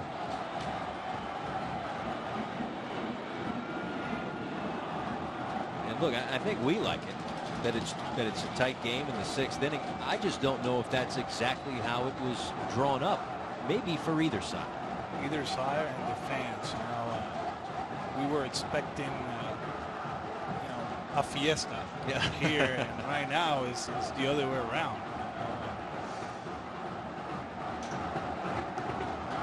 Well, there's still a little fiesta. I can smell the different foods and amazing. Yeah, it's the first time that I've seen baseball outside the country of the United States. There is so many sights and sounds and smells. It's terrific. The 1-2 swing and a miss. Second strikeout of the night for Serrano. 9th time the Czech Republic has been retired by way of the strikeout. There's one away here in the 6th. Paul, playing as a host team, these are the type of games that, although you don't want to feel that way, you're on the field, and sometimes you feed off the fans, and positively and negatively. Like right now, it's kind of like they're like in shock. I know that they still got the lead, and the pitching is good, but Adam played perfectly up the middle as Ibarra puts it away, and Cervenak is retired for out number 2. You were expecting something else. You were expecting probably be up by 6 now. Yeah. Adrian with a few home runs, because everybody feels that he should hit a home run here. But a better game offensively. It's still a clean game. They're playing a good game, but you didn't expect this. And if you're the Czech Republic, it's the perfect scenario now. Yeah. This is a ball. Yaqib Malik, 0 for 1, walked back in the 2nd. Takes a called strike. And I know we talked about it earlier, but that's what's really been beneficial to the Czech Republic, is that Marek Cervenka, the starting pitcher, yeah, he goes through 3 innings and he gives up the 2 runs, and that was great, but they hit the ball really hard off of him, and nothing really found any holes. This one doesn't either. A 1-2-3 inning here in the 6th as Malik is retired. We head to the bottom of the 6th inning, a 2-0 lead for Mexico.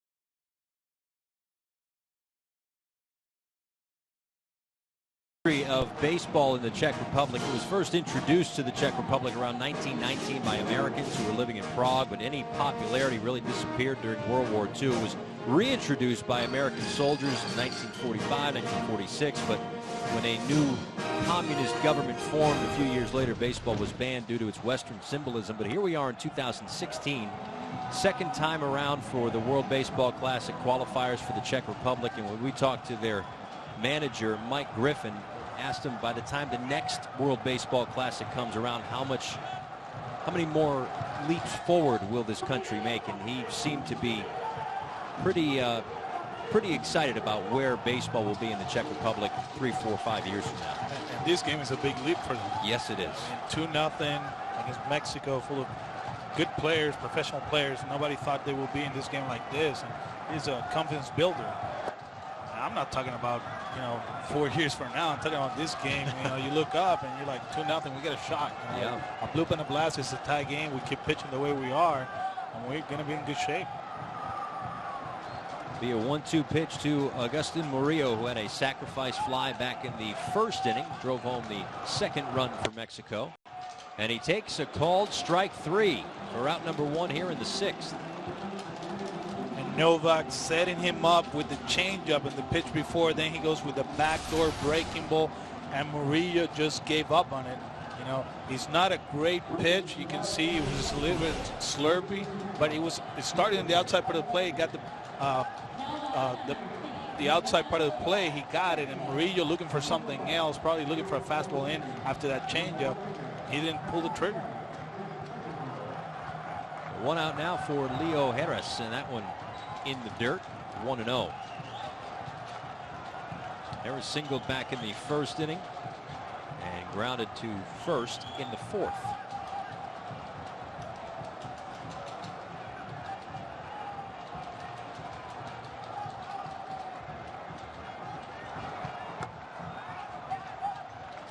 And for Novak, back in the fifth inning, it was a 1-2-3 inning, and who knows what kind of confidence he built for himself after getting out of that jam in the fourth inning when there were 2 runners on after 2 quick outs. 2 outs, and he ends up getting the ground ball to keep Mexico from tacking on any extra runs.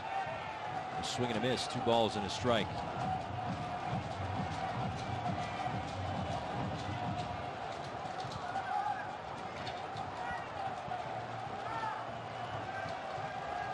He's at 30 pitches right now, so that means Novak cannot come back tomorrow. But you get the sense that the Czech Republic is kind of looking for today first. I mean, it's such a short tournament. It's a maximum of 4 games. One team's going to be lucky enough to play only 3. But it's a maximum of 4 games, and if not much is expected out of you, and here you are 2-0 against not only a national powerhouse, but certainly the favorite, and you're 2-0, well, now the game plan really changes. It does. And talking to Mike Griffin before the game, it's like, Alex, we're going with the start and see what happens. You know, if we can hang in there, then we're going to manage the game. And you have 2 ways of managing the game. You know, the game gets out of hand, then you start thinking about tomorrow and the next day and the next day. Now it's only a 2-0 game. You're like, you know what? We can beat these guys. We beat them now. We're in a great position to play at least 3 games and go from there. And a swing and a miss. Back-to-back strikeouts here for Jan Novak in the 6th inning. First 2 strikeouts he's recorded tonight. And Novak using that fastball there against Harris, and you know, it's like a perfect matchup for this lineup. You know, we know that before the game, you know, there's a righty on the other side, and like I said before, Gonzalez say, I don't care, I'm going with my lefties. They get on base regardless of we face him. Well, Mike Griffith did a great job taking a look at the lineup, and you know, it's a 2-0 game at the third. Well, you know what? Let me go with the lefty. There's a lot of outs there if he executes his pitches. Novak, and he's done a good job doing it, keeping the ball game right now. Facing Eric Rodriguez with nobody aboard and 2 out here in the bottom of the 6th. That one misses. 1-1.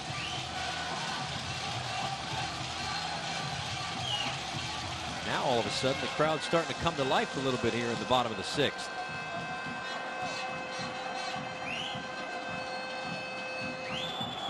A 1-1, a swing and a miss. For Rodriguez, he first played in the Mexican League in 1999 when he was 19 years old. He's now 36. He's played 15 seasons in the Mexican League, never been affiliated with a Major League Baseball organization, but he's had a good career in the Mexican League. Just shy of a 300 hitter, hitting .297 in over 1,200 games.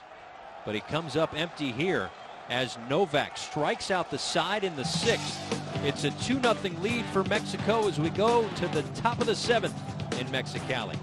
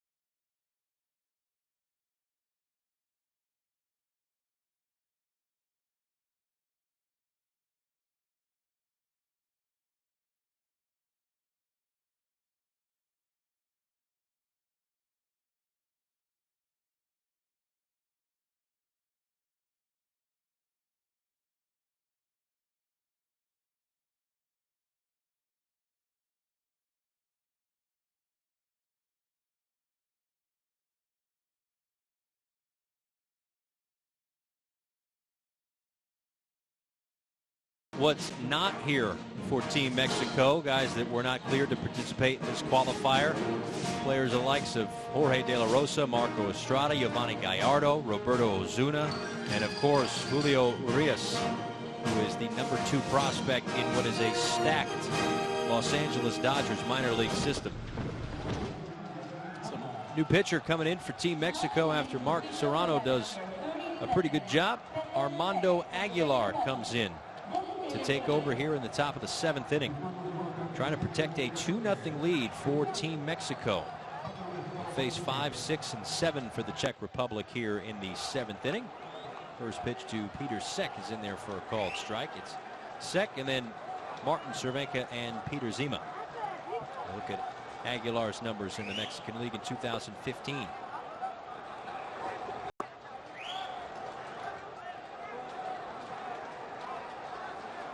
Final line on Serrano, by the way. He, just like the starter Soto, goes 3 innings, but he gave up 3 hits, no runs, a walk, and 2 strikeouts.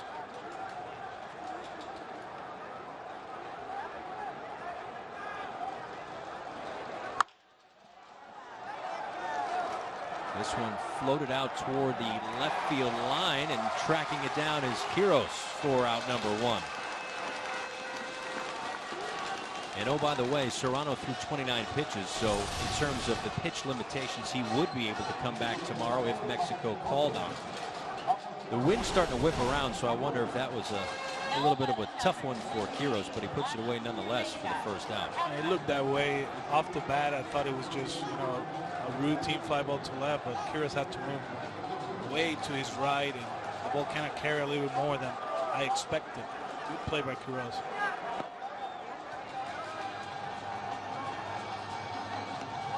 Martin Cervenka 0 for 2 tonight. Pop out and line out. Member of the Indians organization, the lone affiliated player on the Czech Republic squad, takes a called strike, 1-1.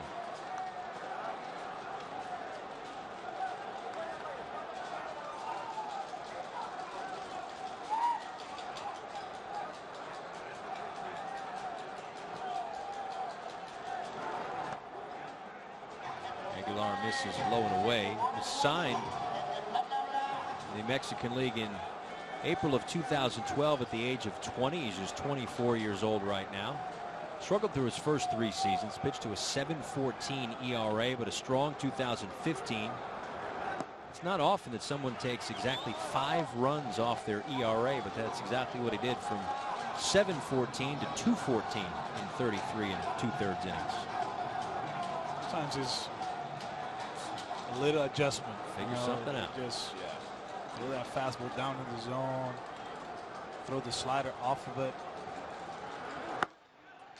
3-1 misses upstairs, and it's a 1-out walk to Cervenka. So here you go. Once again, now that we're getting into the 7th inning and the later innings here, every base runner in a 2-0 game means that much more for the Czech Republic, and maybe even for Mexico at this point too.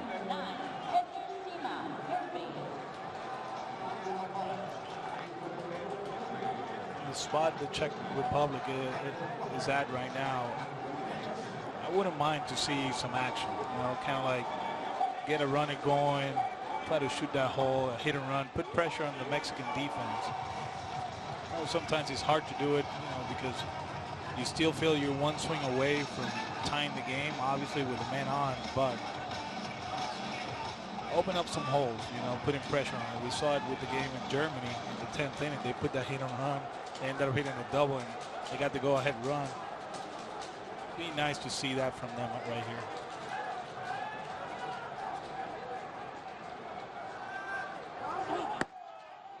Peter Zima swings and misses, 0-1.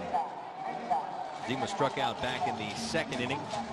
Again, one of 7 strikeouts for Alejandro Soto, the Mexican starting pitcher. And he singled back in the 5th. Jake Sanchez starting to throw in the Mexican bullpen at this point. 0-2. Look there at Sanchez. For Zima, he went to college in the United States. He was born in Prague, but went to college in the United States. Bounced around a little bit. Redlands Community College in Oklahoma. Transferred to Creighton and transferred again to Southwestern Oklahoma State for his senior season in 2013. But he looks at called strike 3 there, and there are 2 away here in the 7th.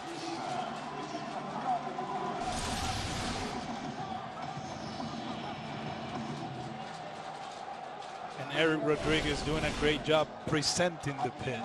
You know, I like calling that presenting the pitch, especially when the pitch is a little off the plate, you know, and you get that call. You know, one thing is framing pitches in the strike zone. The other ones are presenting pitches off the strike. And that was a tough pitch to hit, but he got the call there. That'll bring up Martin Schneider, the shortstop, who's 0 for 2. And this one on the ground to shortstop. Mejia across the diamond for out number 3. So it's time for the 7th inning stretch here in Mexicali.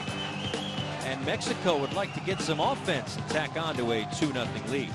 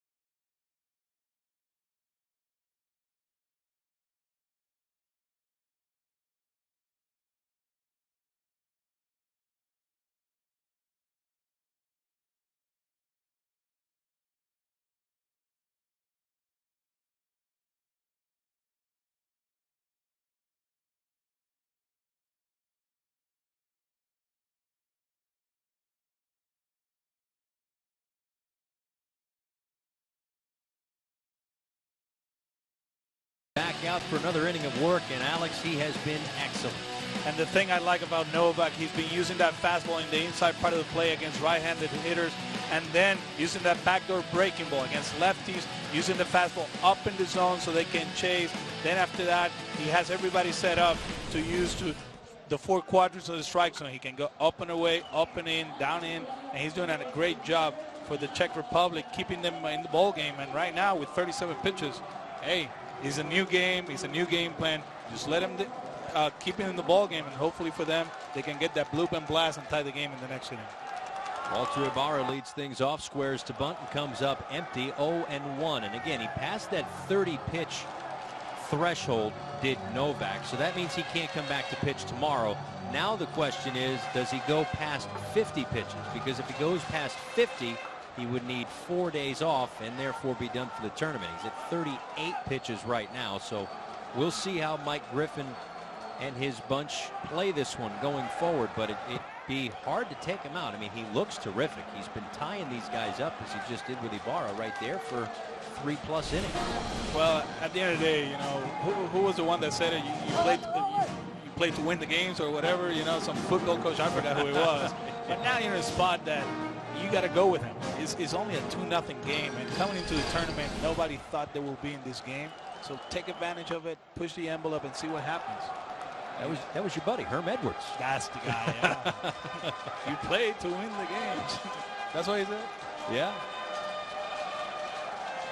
Here's an interesting stat. We had it for you on the screen last inning for Mexico offensively. In the first inning, they were 2 for 4 with a couple of walks. They scored their runs in the first. And since then, 1 for 16 with a walk and no runs scored. And It's been a painful offensive night for both Mexico and Walter Ibarra right there. He fouled that one off his foot or leg, but he sticks in there and down to the count, no balls and 2 strikes. Off the end of the bat, floats it into center field for a base hit.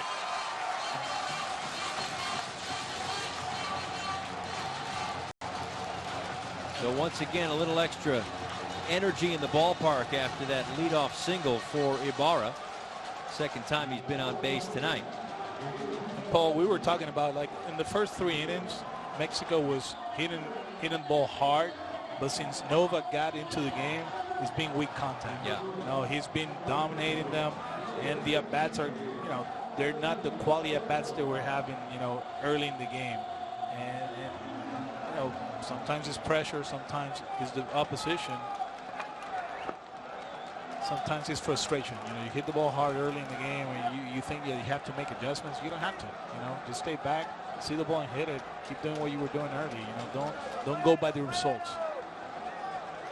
Well, whatever the case is, it was, at least at this point, a terrific managerial move by Mike Griffin. As the runner goes, throw down to second base, gets into center field, and into second quite easily is Ibarra. So they put a little pressure on the defense. The throw down to second base by Martin Cervenka was on the shortstop side of the bag, and with the shortstop covering, it was just kind of crisscrossed behind him. Nothing he could really do there. So now Ibarra moves into scoring position with nobody out. What I was going to say was it was a brilliant decision. It was 51 pitches, so once you pass 50, you might as well, you'd think, at least go up to 85. But as you mentioned, it was hard contact off of Marek Cervenka. They figure, okay, 51, we made it through 3, we're good. And since Novak has come in, it's been terrific stuff here for the Czech Republic. But now Mexico here in the bottom of the 7th inning beginning to put a little extra pressure. After the Ibarra single, he takes second base. And now we'll see what Mejia does as the corners play in. Expecting perhaps a bunt, but he doesn't square. Instead, tests third. And a nice play over third by Zima to get the out. And that's not a good at-bat by Mejia. You know, you could see him, you know, he got a fastball in the inside part of the plate. And you know, as a hitter, you gotta try to drive the ball the other way. You gotta go to the right side. He showed me that he wasn't trying to do that. He got a pitch inside. He pulled it hard to third base. And in the spot that you're in, it's the 7th inning. And I understand, you know, sometimes you get a pitch that you can drive and drive the guy in from second. But in this spot, at this, you know, this stage of the game, you have to go the other way. You have to get him over to third base and let Sebastian Elizalde get him in. And how about the footwork too by Zima over there? Because he could have gotten tied up quickly, but he kept his bearings and made the play. So now it's Elizalde. Knocked down nicely by Cervenka. No advance. And also a great play by Zima because probably he was expecting the bunt, so he was playing two steps in, you know, just anticipating the bunt and then the quick reaction. You know, and sometimes guys panic and dive for that ball. He didn't move his feet. Perfect throw to first base.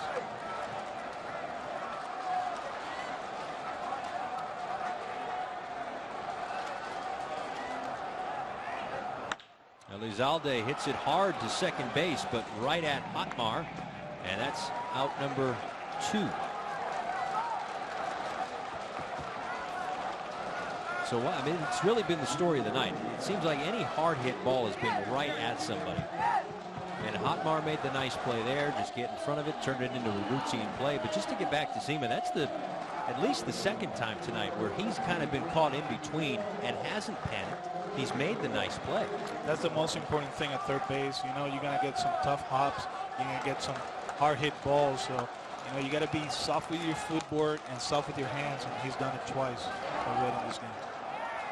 Swing and a miss or foul tip, in fact, by Esteban Quiros, who was 0 for 2 with a walk. And this is a crucial at bat here because Adrian Gonzalez is on deck. And if this inning extends, that means that either another run is scored or there's probably no place to put Adrian Gonzalez.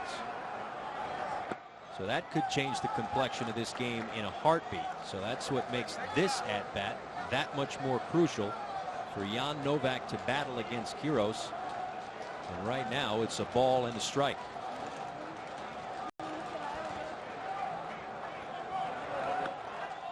Misses inside, 2-1.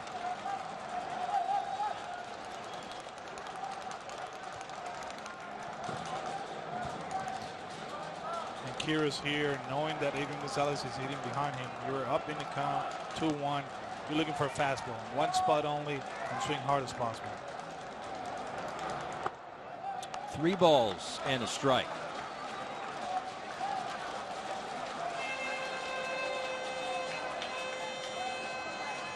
And now Novak reaches the 50 pitch limit, so that essentially puts an end, going forward at least, to his World Baseball Classic qualifier. But he's been excellent through these first 50. What does he have for pitch number 51? The 3-1 pitch misses low and away. Ball 4, and it's first and third for Adrian Gonzalez.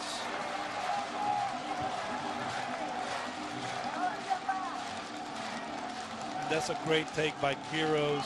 A fastball close enough. I mean, it was a fastball on the outside part of the plate, probably a little bit low, but as a hitter, 3-1 count with Adrian Gonzalez behind. You're looking for one spot only, because you expect them to challenge you. They didn't. You take the walk, and here we go. And here's the tough part of managing for Mike Griffin, is he's now taking out Jan Novak, who has been excellent at 51 pitches. If he had thrown 2 fewer, he could have come back potentially at some point in this tournament. Not the case, but a terrific job for him. Adrian Gonzalez will face a new pitcher when we come back.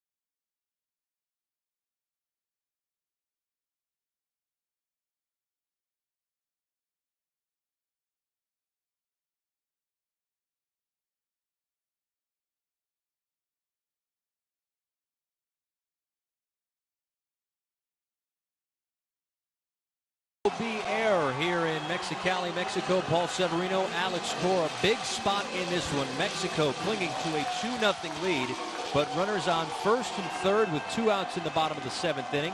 Alex Sogard, brother of A's infielder Eric Sogard, comes in, and it is a tough test for him. First and third, 2 outs against Adrian Gonzalez.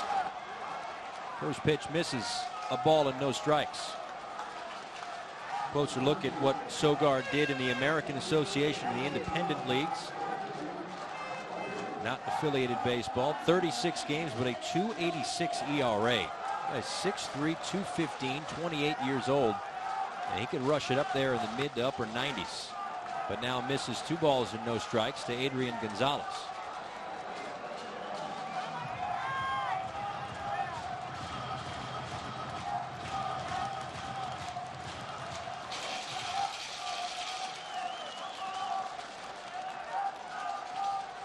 Runners off of first and third. Did Agon go? He did. One thing about relievers, I'm a big believer of this. Obviously, you have to throw strikes. You know, they bring you in this spot just for one reason. You got to get Adrian Gonzalez out. You know, he throws 3 fastballs. Adrian just check swung on that one. He's been all over the place, and the other one slowed the running game out. But they're not going to try to run here. Swing and a miss. 2 balls and 2 strikes. Walter Ibarra is on at third. He singled, stole second, and moved to third base on a ground ball. And Esteban Quiros, who drew the walk, is on at first.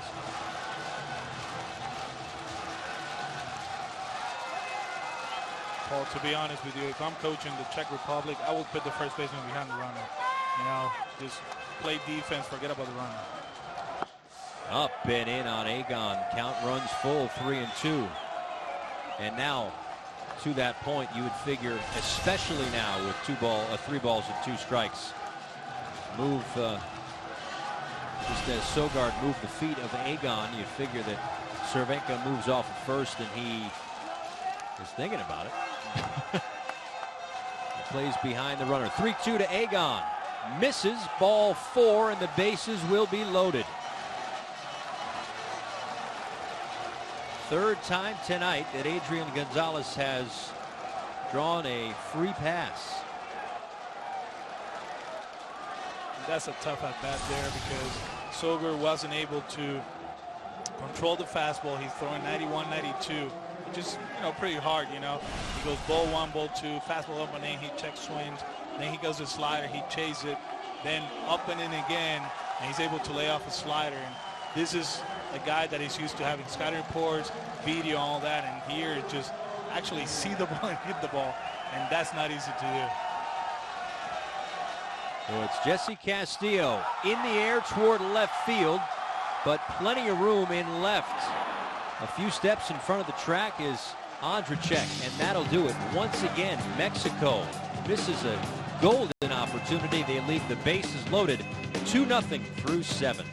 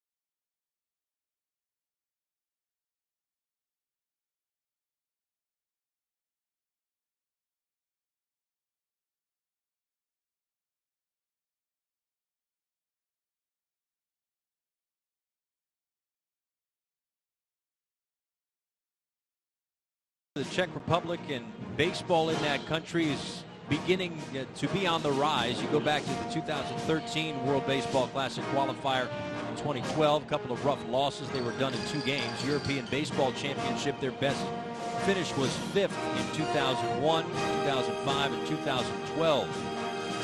But as my colleague here, Alex Cora, mentioned earlier, if they could continue to stay in this game, or B, do what many may have thought was the impossible and come back and win this game against Mexico, that will really help Czech Republic baseball going forward. More on that in a moment as Jake Sanchez takes over, member of the A's organization. A couple of levels of the minor leagues last year, 27 starts and a 4.71 ERA. Jakob Hotmar lines one right back to Sanchez. Couldn't get the bunt down. One quick out. That's actually a good idea. Trying to find a way to get on base. Struck out in his first one, although he got a single in the second one. But you get that ball down, you put pressure on the defense. There's a pitch down in the zone. He wasn't able to get that head of the bat with the right angle to run it to third base, and he don't rocket to first to the pitcher. Now it's Michael Andrzejczyk, 0 for 3, a couple of strikeouts and grounded into a double play to end the fifth.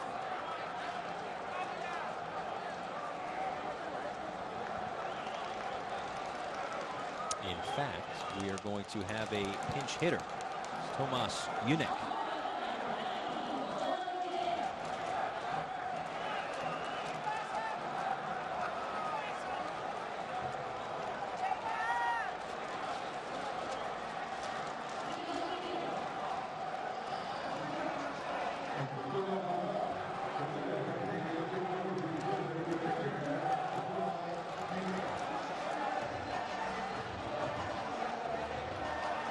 So it's Junek who takes over for Andrzejczyk. With one out here in the top of the 8th. Takes a called strike.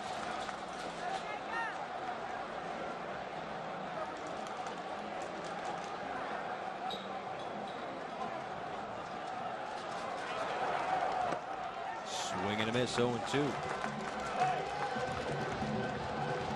Sanchez, he has a pretty good fastball going. And the good thing that he has going too is down in the zone.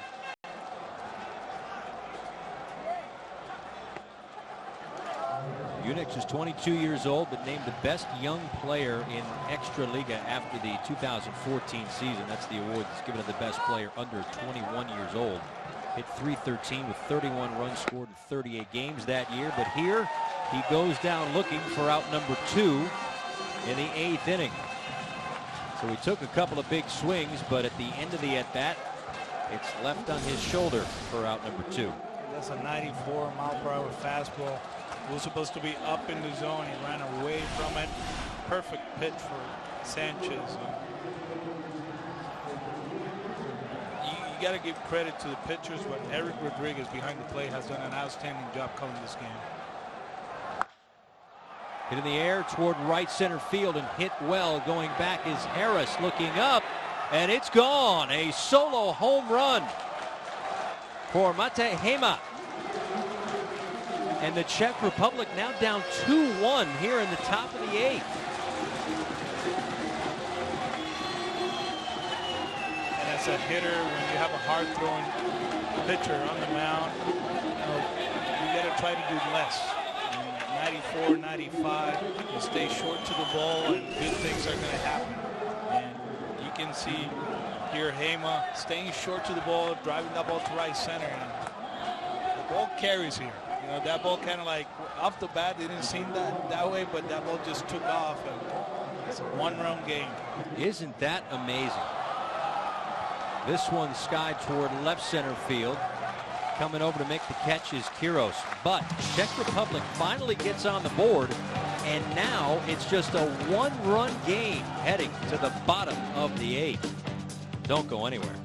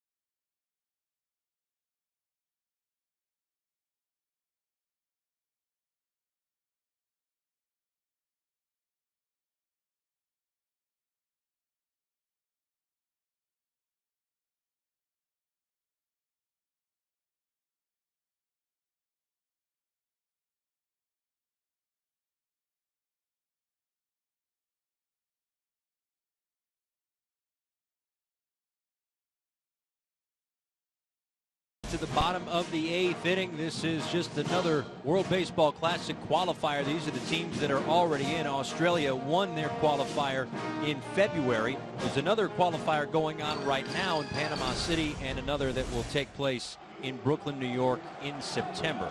Those other teams don't need to qualify. They're back in the 2017 tournament. We are back here in Mexicali at Stadion B Air, and Agustin Murillo looks at strike one and then ball one.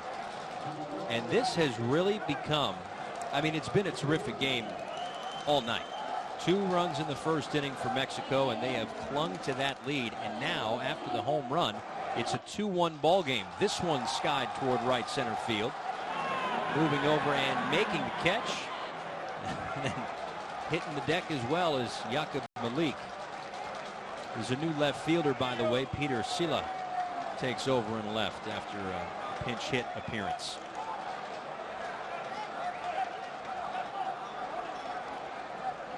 Jose Amador will pinch hit here for the center fielder Harris.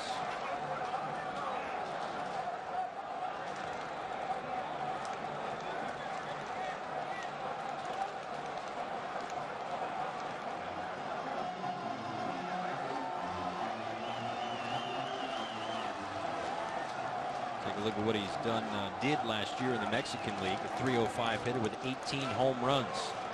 Looking for a little extra insurance here.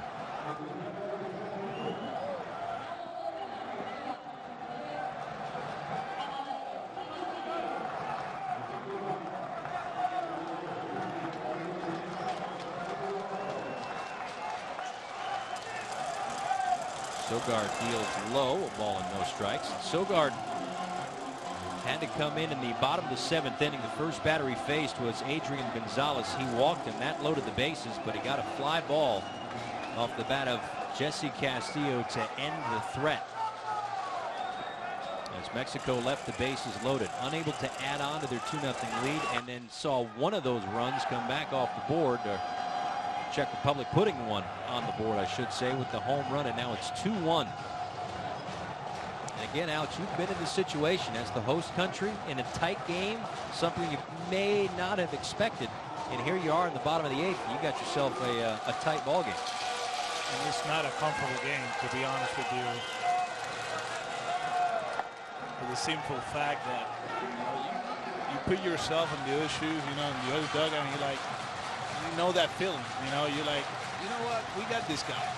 We're one swing away from tying this, and the whole pressure is on your shoulders. Popped up, right side. Who's going to call it?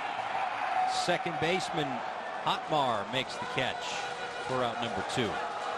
And one thing about baseball, you talk about it with your buddies and your friends, and the difference between baseball and the other sports is like, in basketball, LeBron James is going to get the ball with 1 minute left. Right. In baseball, it's 9 guys, different pitchers. It's not as easy. Your best player doesn't hit every time. Your best pitcher is not pitching every time. So you always have a chance. Team Mexico goes to the bench once again as Jorge Carrillo will come and try to add some extra offense here. A member of the Mets organization, hit .240 with 10 home runs and 40 RBIs. Someone that Major League fans will be familiar with, Oliver Perez, warming up.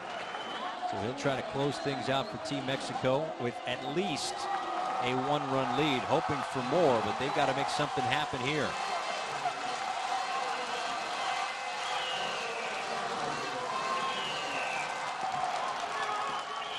Inside, 1-0. And Ali Perez, he's even got the flash and flare in the bullpen too, right? He's got one speed always.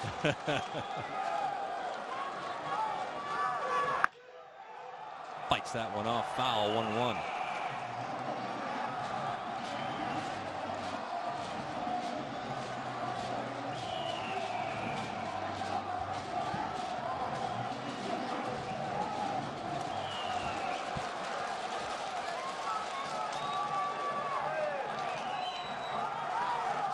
Sogard against Carrillo once again fouls it off.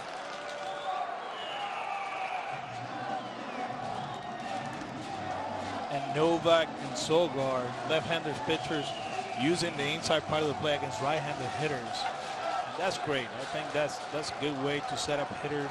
You pound them inside, and then you can expand with off-speed in the outside part of the plate. The 1-2 pitch misses. 2 balls and 2 strikes.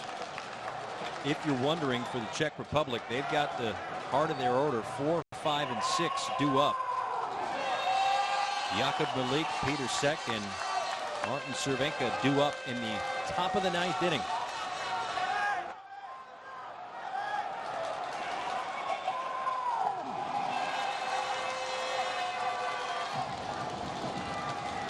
They figure to face Oliver Perez, who's heating up in the Mexico bullpen.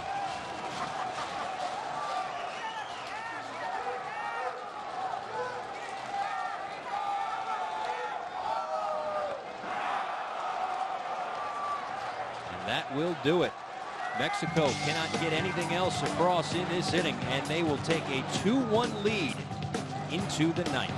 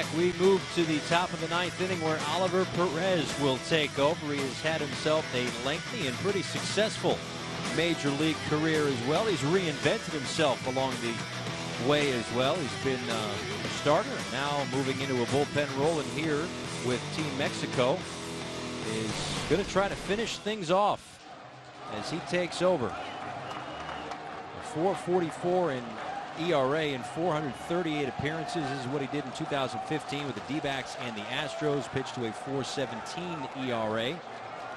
But just trying to get through this inning and get Mexico a victory, because the other element here is that the loser of this game, well, Mexico's playing at night tomorrow regardless, so I may have gotten ahead of myself there.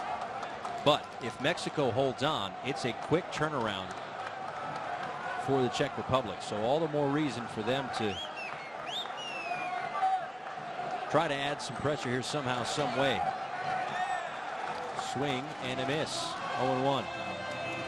This is a different spot for Oliver Perez, and I understand his stuff is great. He's throwing 93, 94, but at the big league level the last few years, he's just lefty specialist. So he's only facing lefties most of the time, I guess, and he's done an outstanding job with them. On the ground towards short, it's Mejia, one away.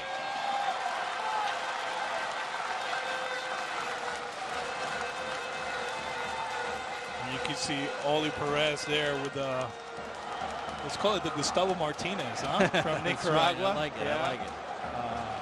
The hesitation, showing the back. And Oli's been doing it for a while like that. trying to trick pitcher hitters with his windup. Pinch hitter here for the Czech Republic as Jakub Vojak comes in. And he pinch hits for Peter Sek.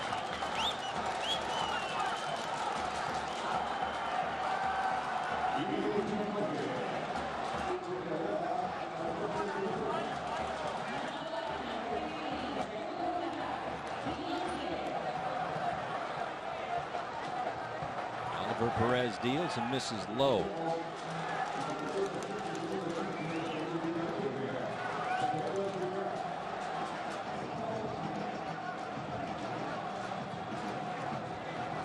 Vojak, 31 years old, played 2015 season in the Czech Republic, a .340 average, 4 homers, 27 RBIs. And fights that one off behind home plate. 0-1-2 count now.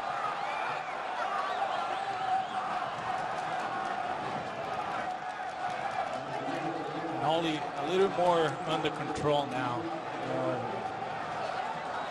So he's halfway through his career, with the Mets. He had that great playoff run with them in '06, and then after that, kind of like got wild, and he got left in the shuffle. And now he got back as a reliever.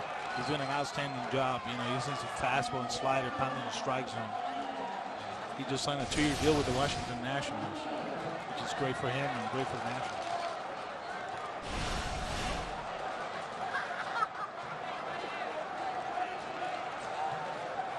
Comes set, delivers the 2-1. This is outside, 3 balls and a strike. So again, just to reiterate, Mexico is playing in the nightcap of the doubleheader tomorrow, regardless if they hold on for this victory here tonight or get upset by the Czech Republic. So the Czech Republic will play tomorrow afternoon. It's just a matter of what's the winner's bracket, what's the loser's bracket. Fly ball, right center field. Moving back is Harris to make the play. In fact, that's Juan Perez taking over in center field. 2 outs.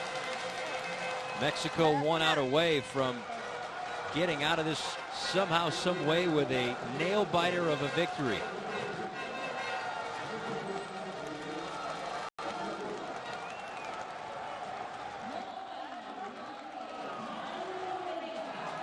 And the last hope for the Czech Republic is Martin Cervenka, who is 0 for 2 with a walk.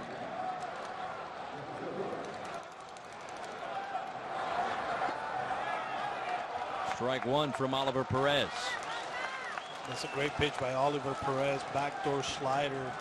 Staying off the fastball. As a hitter, you're dead red looking for a fastball, trying to hit out of the ballpark. Changing speeds, throws it for a strike. Now he can expand his zone.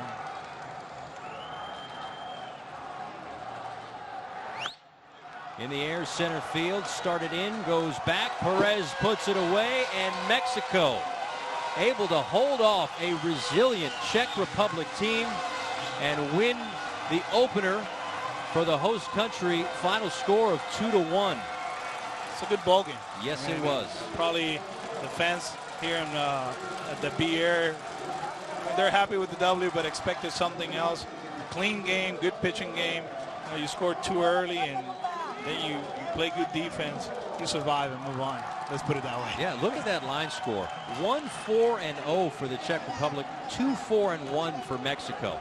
And that's the thing with Mexico. As we watch this game, you'll look at the box score and you'll see 2-1.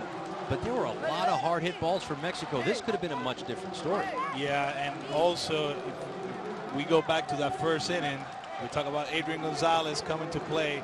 Base hit up the middle. He goes first to third, and then he scores with a sac fly. The little things of the game. That's the extra run right there. That's the difference.